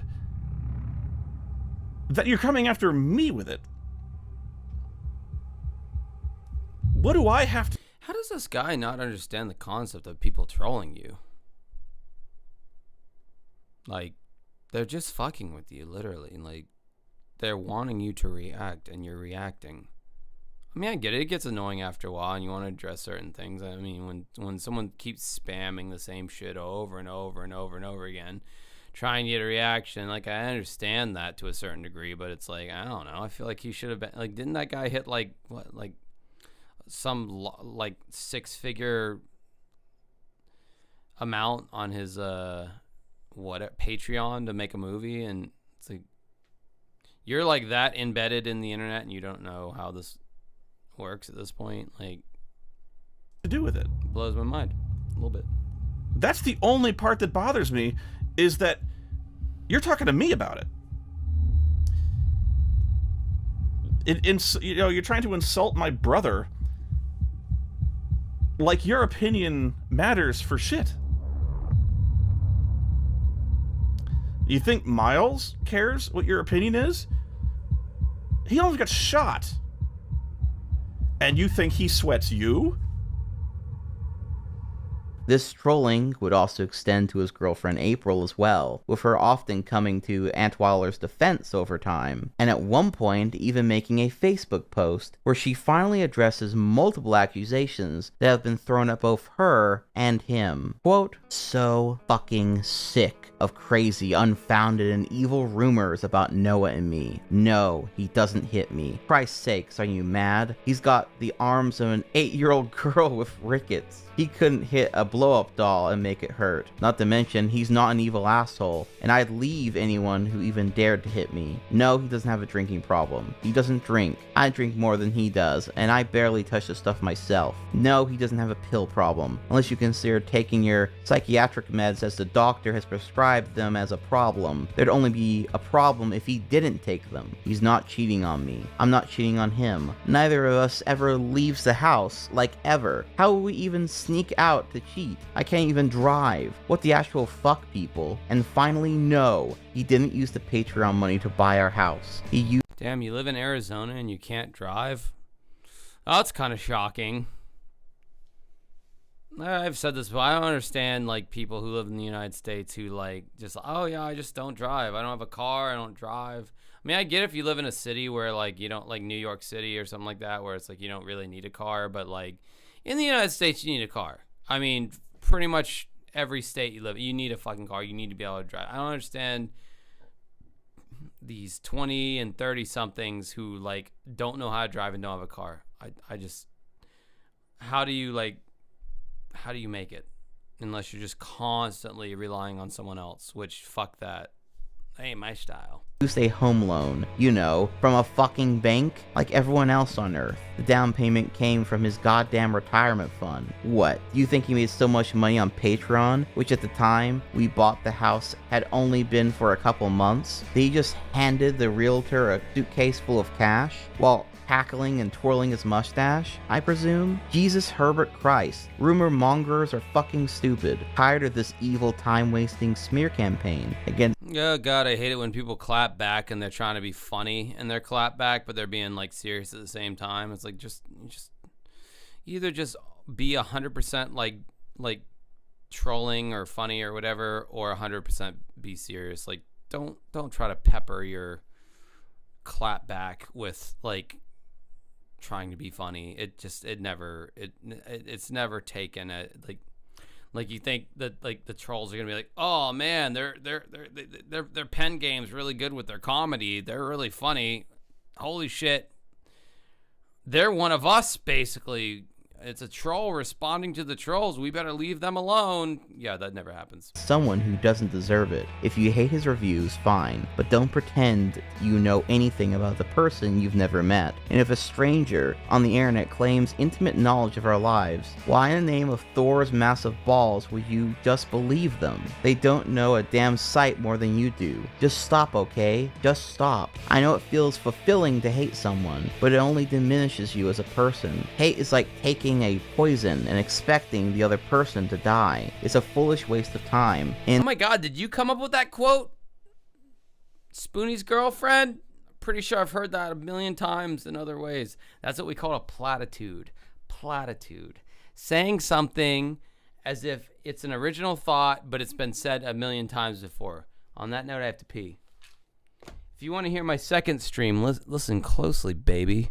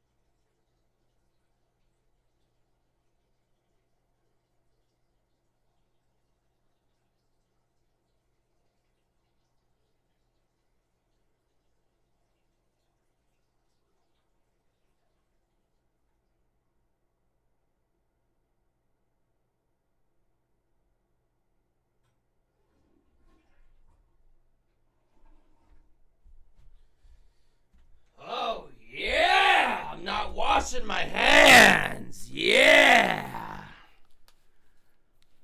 Don't give a fuck. I'm a thrill seeker. I don't wash my hands sometimes after I pee. What do you think about that? In the long run, it only ever says anything about the hater, not the one they hate. And it says that haters suck, unquote. However, as the bills came in, the Patreon money dried up, and it seemed all there really was in the Spoony household was misery and anger. Things would only manage to get worse, as by 2019, April would end up leaving Spoony, leaving him at his house all alone. Quote, I miss hearing April's voice. I miss the sound of her playing fetch with Oreo. You see that guy whose name is Alex Figuera in the channel? When he says, anytime he has to fart, I know this about him personally, he like literally puts down the toilet seat and takes off his pants and gets completely, I swear to God, he gets completely naked. He sits down on the toilet and then he farts into the toilet bowl, and that's how he likes to fart. And then he like washes his hands, he turns on the fan. He acts like he took a shit. He just goes in there to fart every time he has to fart. He won't just like fart normally. Like he takes all his clothes off, sits down on the toilet, and he farts into the toilet bowl. And then he gets out, washes his hands, and I mean this has got to be like a 28 times a day. I would like rough estimate. I know you want me to keep that confident in the Discord chat, but yeah, it's weird, and I just wanted other people to know that that's what you do. So that's something you now know about that guy. In the house and teaching her how to do a happy dance for Snackos. It's all quiet here now, unquote. We yet again don't really know the details about this breakup either, and really it's no one's place to pry. But I'd have to imagine all the bills, stress, April probably being the main breadwinner at some point, and Spoony's constant spiral of sadness must have finally reached a sort of breaking point eventually. And speaking of that, Spoony was only getting worse. His Read 2 Electric Boogaloo. I managed a sandwich shop and had a guy that had to go home to poop. Which, okay, right there, I agree. I can relate to this man. But then he follows up with, because he insisted on showering after every single time he took a shit. Motherfucker had to take a shower. That's funny to me. That makes me laugh. Was now filled with even more dark thoughts, and what I can only describe as sort of a pure, ugly kind of pain. The sort that... Junkers, I took one look at you, man. The first time I ever met you, I said, that's a guy who poops at work. That's a guy that doesn't give a... He poops at work. He doesn't give a fuck. I knew it. I already knew that. You go off those vibes. You really should not be sharing with the internet and a bunch of strangers who at this point were simply relishing. So I think just in general for me, like, and I hope somebody clips this if they do like a inspirational quote or something. You can add some like music behind this or whatever. I personally think it's fine to fart when you pee, but oh no. When no. Like when you're peeing, it's okay to fart. But if farting makes you pee, that's what divides the men from the non-functioning human people. You have a problem. Like, it's totally acceptable to cut one in the bathroom when you're peeing. We've all done it. You know, you're okay, so yeah, you're farting and then you pee a little bit. If you're sitting down on the commode, that's fine. But like, let's just say like you're peeing and then you fart. But if you're somewhere, I'm a little stinker. I'm guilty of this. Like sometimes I've been at clubs. Actually, there will be girls around me who are 10 years younger than me, and then I farted, and then I started peeing at the same exact time, and that's wrong, and that's not okay, and that shouldn't happen, but it has happened to me.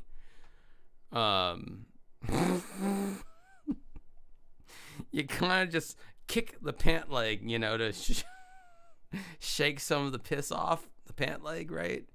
You know, we've all been there. And it gets everywhere.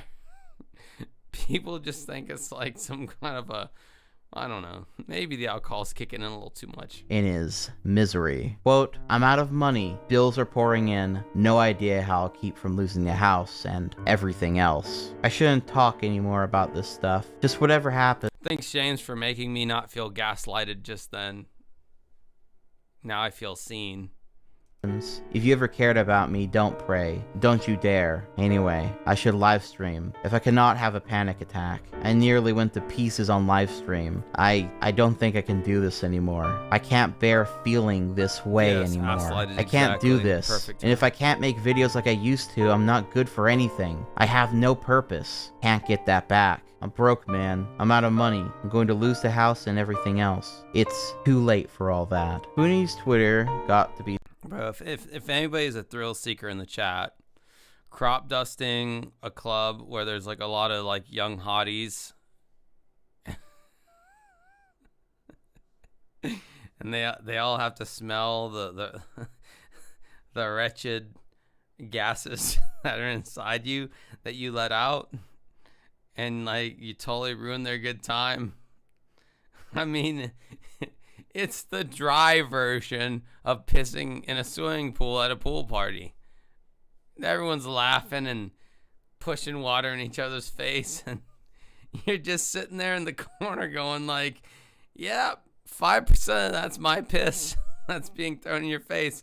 That's what we're talking about here, people. That's what's going on in the chat right now. That's what we're here to talk about. So I think anytime you can do that, you know, if you're a thrill seeker, you're into like thrills and all that, I think that's something you should do at least once in your life. So infamous for being this way that someone set up a sad Spoony tweet generator on GitHub, which just generates sad Spoony tweets that are, well, nearly impossible to tell apart from the real thing. And then things just got worse.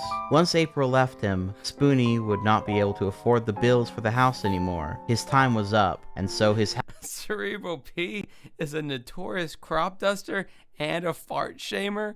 So as you're shaming people for farting, you're also perpetrating the very same thing that you're like shaming others for. Oh man, that's a pretty deep confession right there, quite frankly.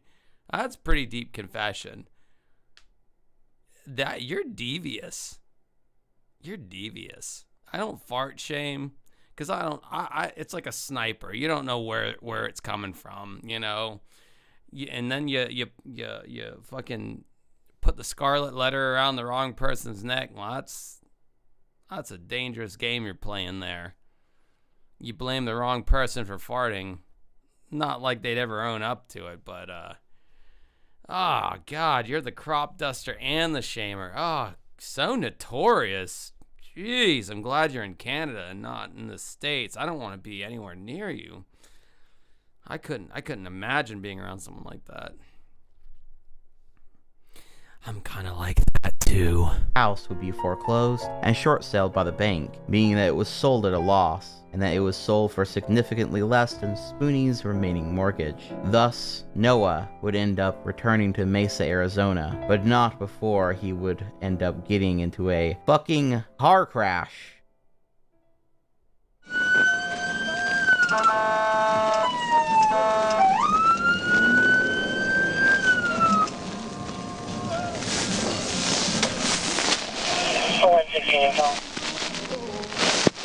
Good.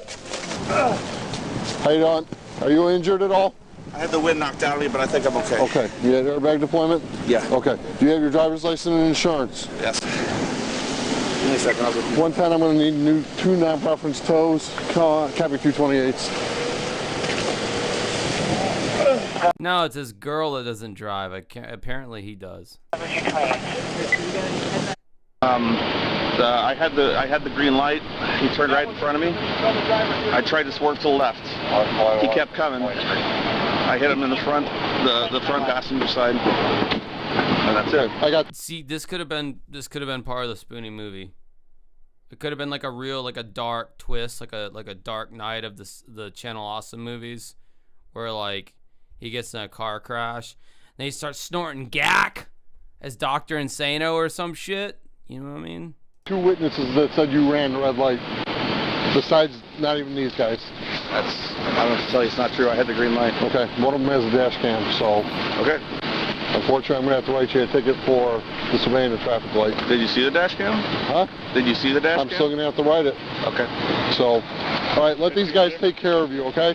Now, despite what Spoony says to the officers in the full video, this crash happened because he ran a red light, which made his financial situation even worse, because now he had to buy a new car so he could get back to Arizona. But also, he would have to use more money from all the medical bills that was racking up from the injuries that he received from this crash. And apparently, according to him, in one of his live streams, he had actually had several broken ribs from this crash. And just as they were supposed to start healing, he got fucking bronchitis, which means he would be coughing and his throat would feel like it was on fire, causing more pressure on his broken ribs.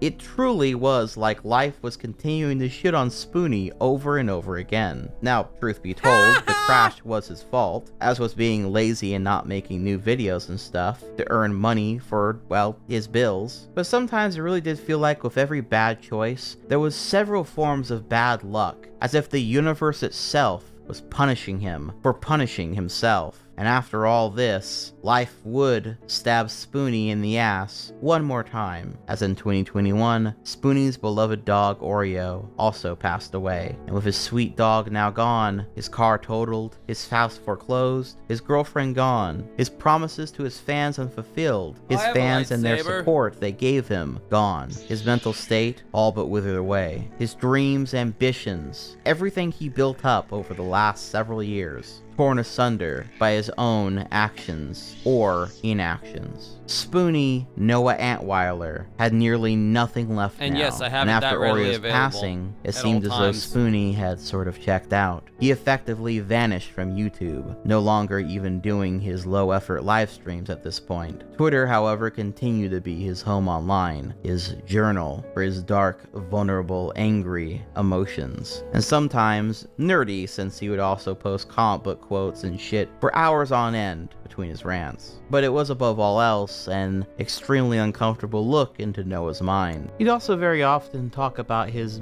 health, both mental and physical, as it seemed like he was constantly getting sick and having to go in and out of the doctor nearly every month, it seemed like. At one point, Lord British, the man behind the Ultima series, someone Spoony looked up to, even contacted him and tried to cheer him up, noting, quote, "Stop that. Lord British demands you listen. Do not despair. You will find your path. It may not be perfect, none are, but it will be enough. Take hope, not in some mystical solution, but in knowing it can be done, that you can do it, will do it. Nothing can be done anymore. All that could be done has been done. No one can help me now. There is nothing I can do anymore. I have no money, no house, no April, no Dremel, no friends. All is lost. You wouldn't understand. You are wrong. There is much about your current circumstances I do not know and likely cannot truly relate. Let's start with no friends. You know, I am sad fucking sacks like this. I just they drain me emotionally.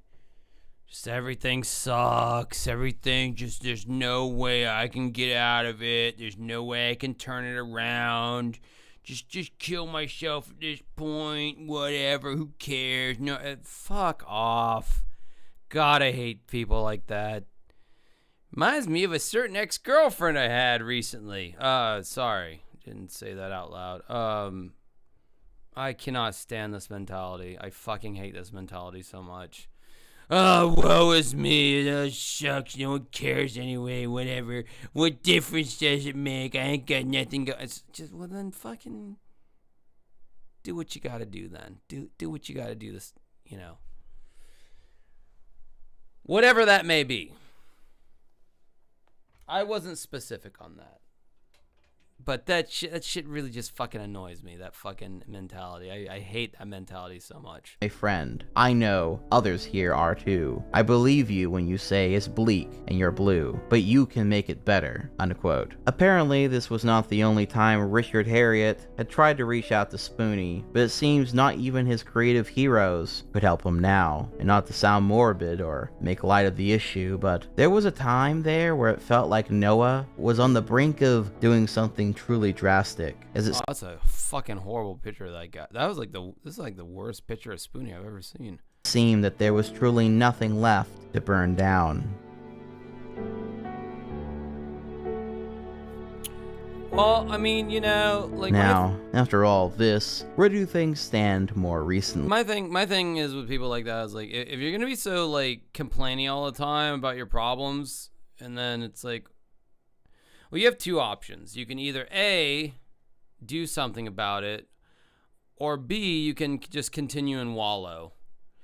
And if you choose option B and you continue and wallow, don't burden your close friends with this shit, because they're probably at some point going to give you advice because they're trying to help you, because they don't know what the fuck else, because what the fuck else do you have to say to that? And if you're not going to take the advice, then just shut the fuck up. I mean, it's one thing to complain about something every now and then. Every now and then we all complain to our friends, and that's what friends are for. But if you're constantly, every single time complaining about whatever's going on, and you're not making any steps to change the thing that's making you fucking miserable, like, just fucking keep it to yourself, or find someone who just thinks you're so fascinating that they'll even listen to your constant complaining of your dire situation that you are not making any active steps in changing. I hate that in people when they're like that. I understand that they're in pain, they're hurting. But again, if you're not willing to take any steps to change what's going on, now obviously there are extenuating circumstances. If you're diagnosed with stage whatever cancer, you're going to bitch about that, and nothing can really be done. And that's one thing. But if you're just like sad and an alcoholic and just whatever the hell, and you're just complaining about, oh, blah, blah, blah, this, that, and the other, but then you're not willing to make any kind of change, it's like, well, stop complaining about it, because it's going to get old after a while. People are going to get tired of hearing it. Well, in 2023, Spoony actually appeared on a podcast hosted by Curtis Craig, who was the guy who played the main role in the FMV game Phasmagoria 2, which was one of the first and most popular games Spoony ever covered. And well, I suppose I'll show you a couple clips from it now. Noah Antweiler. Mr. Stetler. We meet at last. That's right. That's right. Hey, honestly, I'm just glad you're not suing me, at least not yet. Let's see how today goes. Exactly. I like Bard to the Bone. Are you a fan of? Is this a Shakespeare thing? No. It's a reference to the Spoony Bard thing. You're gonna have to catch me up on a lot of things that I don't know. The Spoony thing is a reference to a video game called Final Fantasy. Okay. And it's a reference to what's kind of considered to be a poorly translated line, where one character calls another a Spoony Bard. A Spoony Bard. And so what's actually interesting is it's actually a very good translation, but nobody knows what Spoony means. So I kind of took that and I rolled with it, because I wanted to, I was naming a Dungeons and Dragons character, and I wanted to call him something that nobody knew the meanings of the word. So like Sir Lancelot the Brave. Right. Pure. I wanted to be Sir Tandem the something. Like some ostentatious word that nobody knew what it meant. So I was like, the Spoony. What does that mean? So, and I always said, oh, well, it's Elvish, don't worry about it. And I love it. Did you ever dig into what it could have meant in those under those circumstances?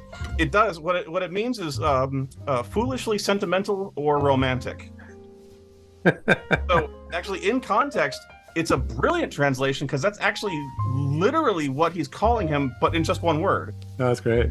So I actually want to find the person who localized the game from Japan, because that translation is amazing. Yeah, there's a lot of ways that we can go with this, and I'm curious where you're at with your career right now, and what your goal is to kind of get back into the swing of things.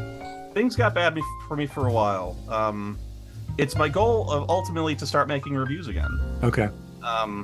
It's been a long way trying to climb my way back to where I can even appear on camera again. And it's hard to explain why for a lot of reasons, but I'm getting there. And I think that's the important thing, is I'm making progress. And I think that's actually why I wanted to thank you for having me on here, because this is a big step for me. I haven't even appeared on camera in a long time.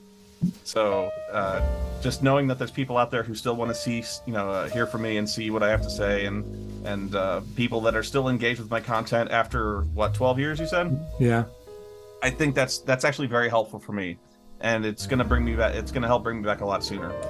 So, but yeah, that's my ultimate goal, is to just be in a position again where I can keep doing what I love doing, and that's just having fun with you guys. Making people laugh, because that's what it's always been about. Right. Is there a way that you can produce these? I mean, so much has changed since we were first doing this. Are you interested in? Well, when I say you're saying go back to the basics, but like even the basics can be more highly produced if that's something you're interested in pursuing. I will admit that the game has changed, so to speak, in terms of people producing content on YouTube a lot since the stuff I last produced. Just in terms of like sponsored reviews and stuff like that. Yeah. That's something that wasn't done back when I started out. The ways and means people make money off this type of thing. He's got the bulgy alcoholism eyes. I don't know how I haven't gotten those yet, honestly, but maybe that's just his face makeup genetics or whatever. He's got the bulgy alcoholism eyes. I can see it. I seen it. And then he's got the famous Channel Awesome piss yellow warm light filter thing going on too. I mean, it's all the hallmarks of Channel Awesome, I hear. Things, I think a question I need to answer for myself when I start doing doing projects again is, what do I expect to get out of this stuff? Is it like, do I plan to make money doing this anymore? That's a big question that needs to be answered. What do I realistically expect to get out of this?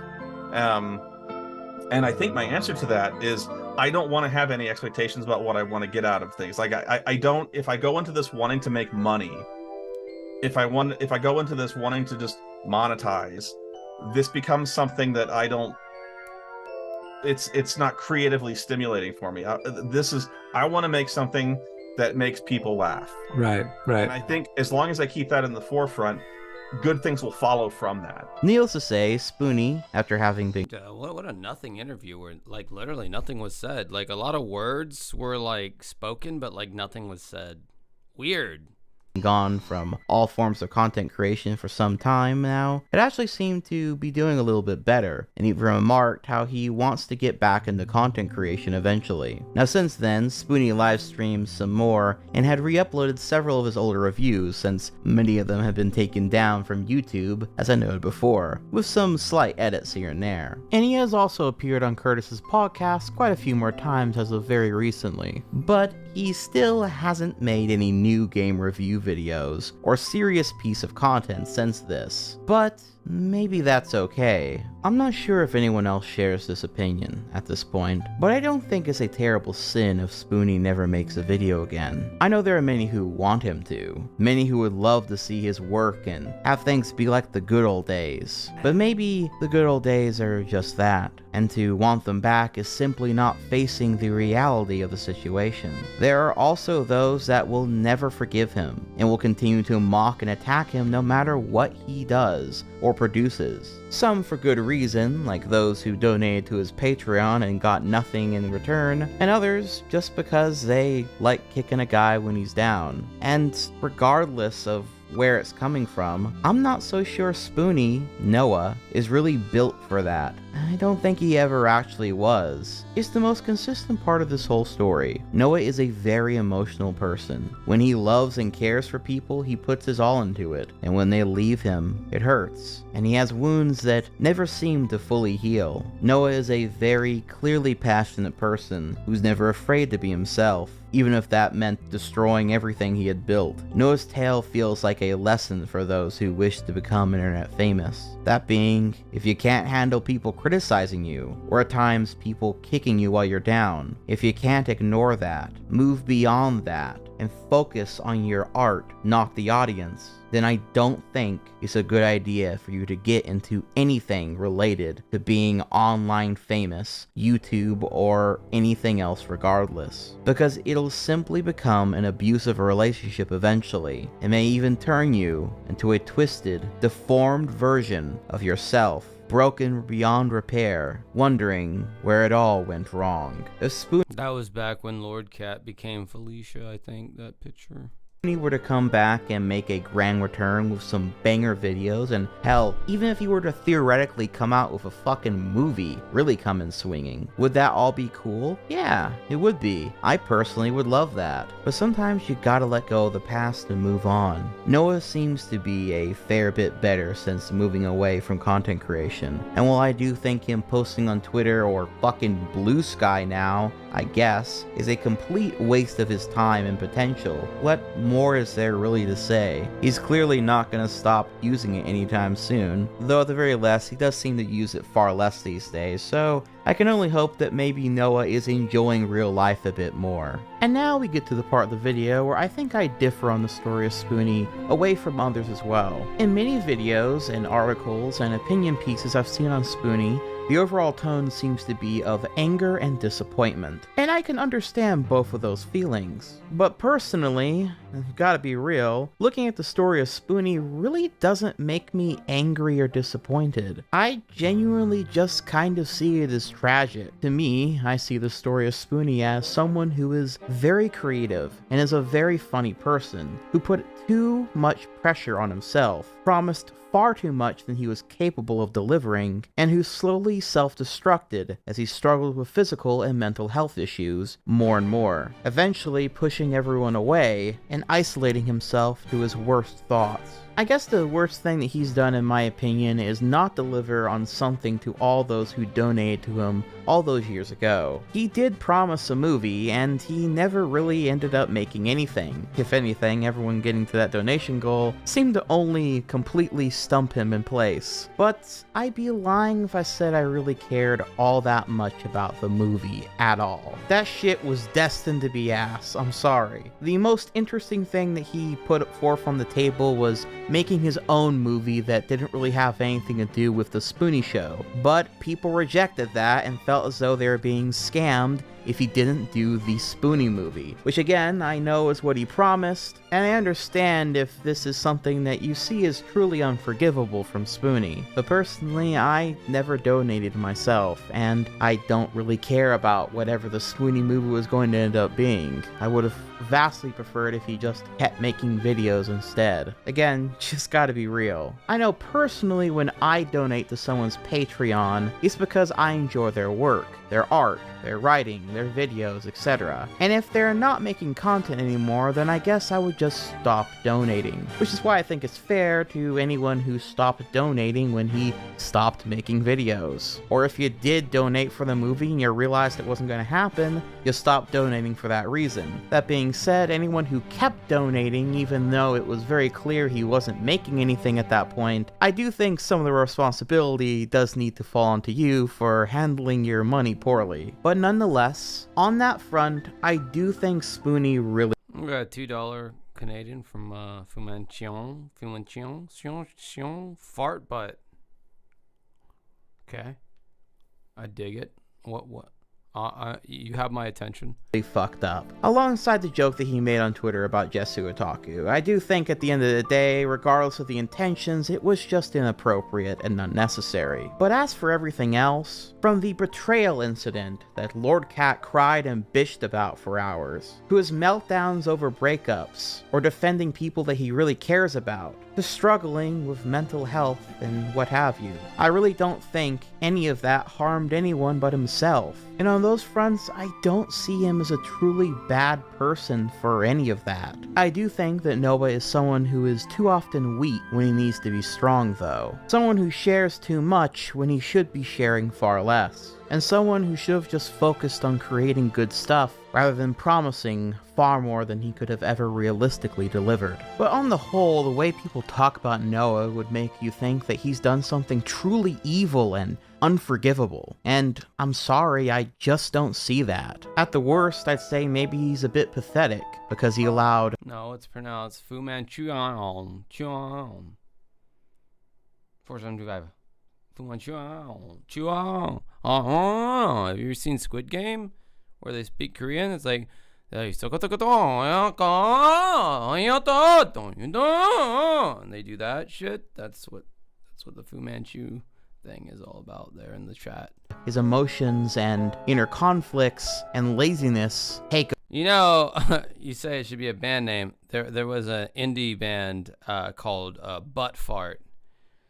And I wish I knew what happened to them. You know what? I might try to pull up one of their videos on YouTube. over and lose literally everything that he holds dear because of it. But does that make him evil? I certainly wouldn't say so. I mean, what it really comes down to is bro stopped making videos because he was depressed and actively spiraling for various reasons, while hordes of people were mocking him and trying to make him spiral even faster on a daily basis. Is it really any surprise he stepped away from all of that? And is it any surprise that he's doing better now that he's gotten away from it all? I guess what I'm saying is, despite his many flaws and issues, I will defend Spoony on some level, because after everything is said and done, if he comes back or not, I personally feel that the hatred for Spoony is just a little too overblown. You know, it struck me when Noah told his story of his older brother playing Ultima 3 and 4 and the like with him, and how sad, choked up he seemed when he mentioned the fact that his brother eventually moved. This is how I sit on the toilet, by the way. If you can see in the corner here, like I have armrests on my toilet seat, and this is because I need like power thrusting whenever I sit on a toilet. So my arms are up like this, and this is how I sit on the toilet because I need that power thrust to like get all the dirt out. You got to get the dirt out. Away, and how this series falling apart felt like a betrayal, because it meant so much more to him than just simply games, because he cherishes those memories. And while there is certainly nothing wrong with that, I can't help but wonder if sometimes, maybe we all look at memories in the past to our own detriment far too often, wishing things were different, that they were just how they used to be, maybe wishing that we had done things differently, or things had gone a different way. I think it stops us from living in the present so very often, and so maybe in the end, Noah's story is also one of betrayal. A man who betrayed his dreams, his fans, but most of all himself, because he couldn't find the strength to keep trying, to let go of the past and what he had done and what others had done, and move forward in creating something new. But that's okay. After all, Noah already made a ton of great videos, and inspired so many people into getting into making their own videos and content themselves. He got many people into D&D, and also into Ultima, and even some of the more obscure stuff that he was in. I take bald man shits, and I'm not bald, so that gives you an idea on the putridity of my shits. I take bald man gas station shits, bald man in a gas station bathroom shits. I take those kind of shits to where it like just looks like a little sand castle in the water, because your bowels are just not producing hard stools anymore. Just nasty waste coming out of the back end of you. And yet I'm obsessed with buttholes. Go figure. It's kind of a what do you call it?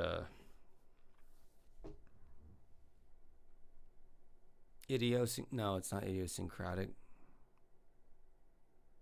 Whatever, it's some kind of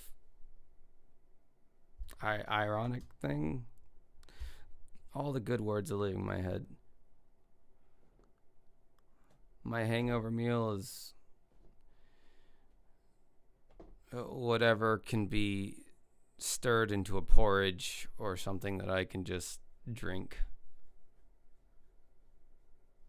Just put it in a blender and liquefy it.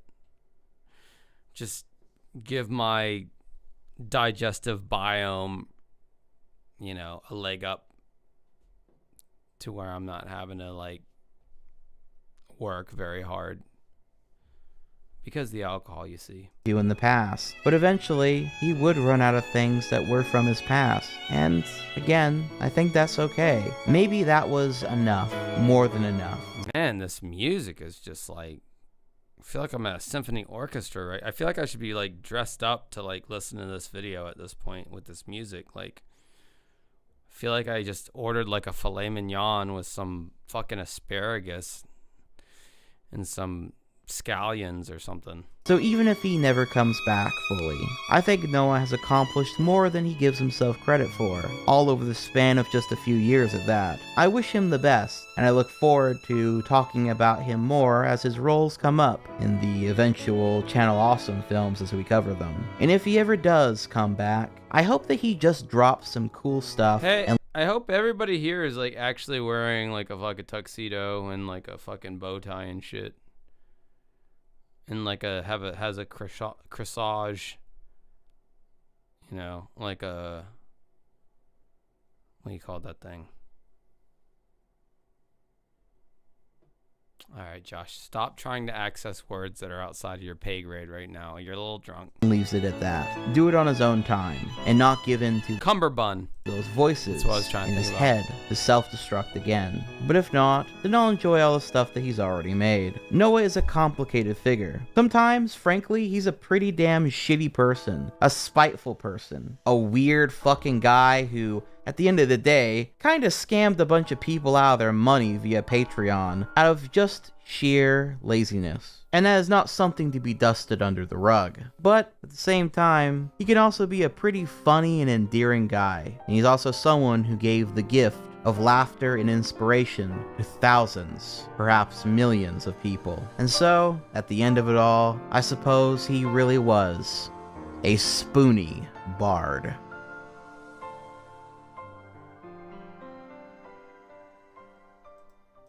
Well, that was that documentary. Someone said something on my Discord the other day. It made a whole lot of sense. They don't like when I just end the Discords without giving everyone a goodnight kiss. So my version of that is a song that I started this stream off. I'm going to end the stream off with it. This is a song I wrote about buttholes. I hope you enjoy it. Yeah, I'm on TikTok all day. Just looking at them girls twerking in those booty shorts. Oh God, yeah, it's hot. I got one thing I want to say to all them girls.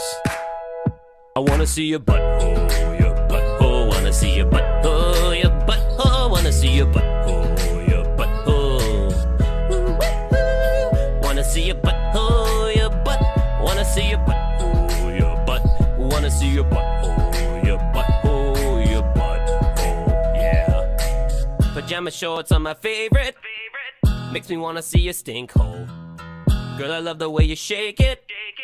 Makes me want to rub my beanpole. Girl, don't be shy now. Just sit on my face. Don't give me no coochie.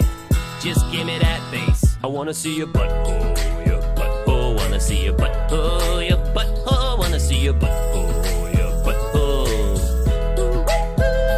Want to see your butthole, your butt. Want to see your butthole, your butt. Want to see your butthole, your butthole, your butthole. Yeah. Now I'm at your pool party. There are so many swimsuits. Look at all these bodies, all these healthy poop shoots. Look at all these starfish swimming round my face. If your hole gets too close to me, I'ma give it a taste. I wanna see your butthole, your butthole. Wanna see your butthole, your butthole. Wanna see your butthole, your butthole. Wanna see your butthole, your butt. Wanna see your butthole, your butt. Wanna see your butthole, your butthole, your butthole. Yeah. I'm a dirty old man. I'm a dirty old man. I'm a dirty man. I'm in love with your can. Let me smell my hand and make you understand.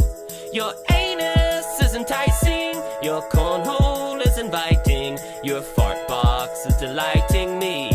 And it's making me stiff. I wanna see your butthole, your butthole. Wanna see your butthole, your butthole. Wanna see your butthole, your butthole. Wanna see your butthole, your butt. Wanna see your butthole, your butt. Wanna see your butthole, your butthole, your butthole. Yeah. Let me give it a whiff. Let me give it a whiff. Your turd slicer. Make my life a lot nicer. I know life is a riddle. Show me that purple skittle. Let me get a whiff. Let me get a lick. I wanna see your butthole, your butthole. Wanna see your butthole.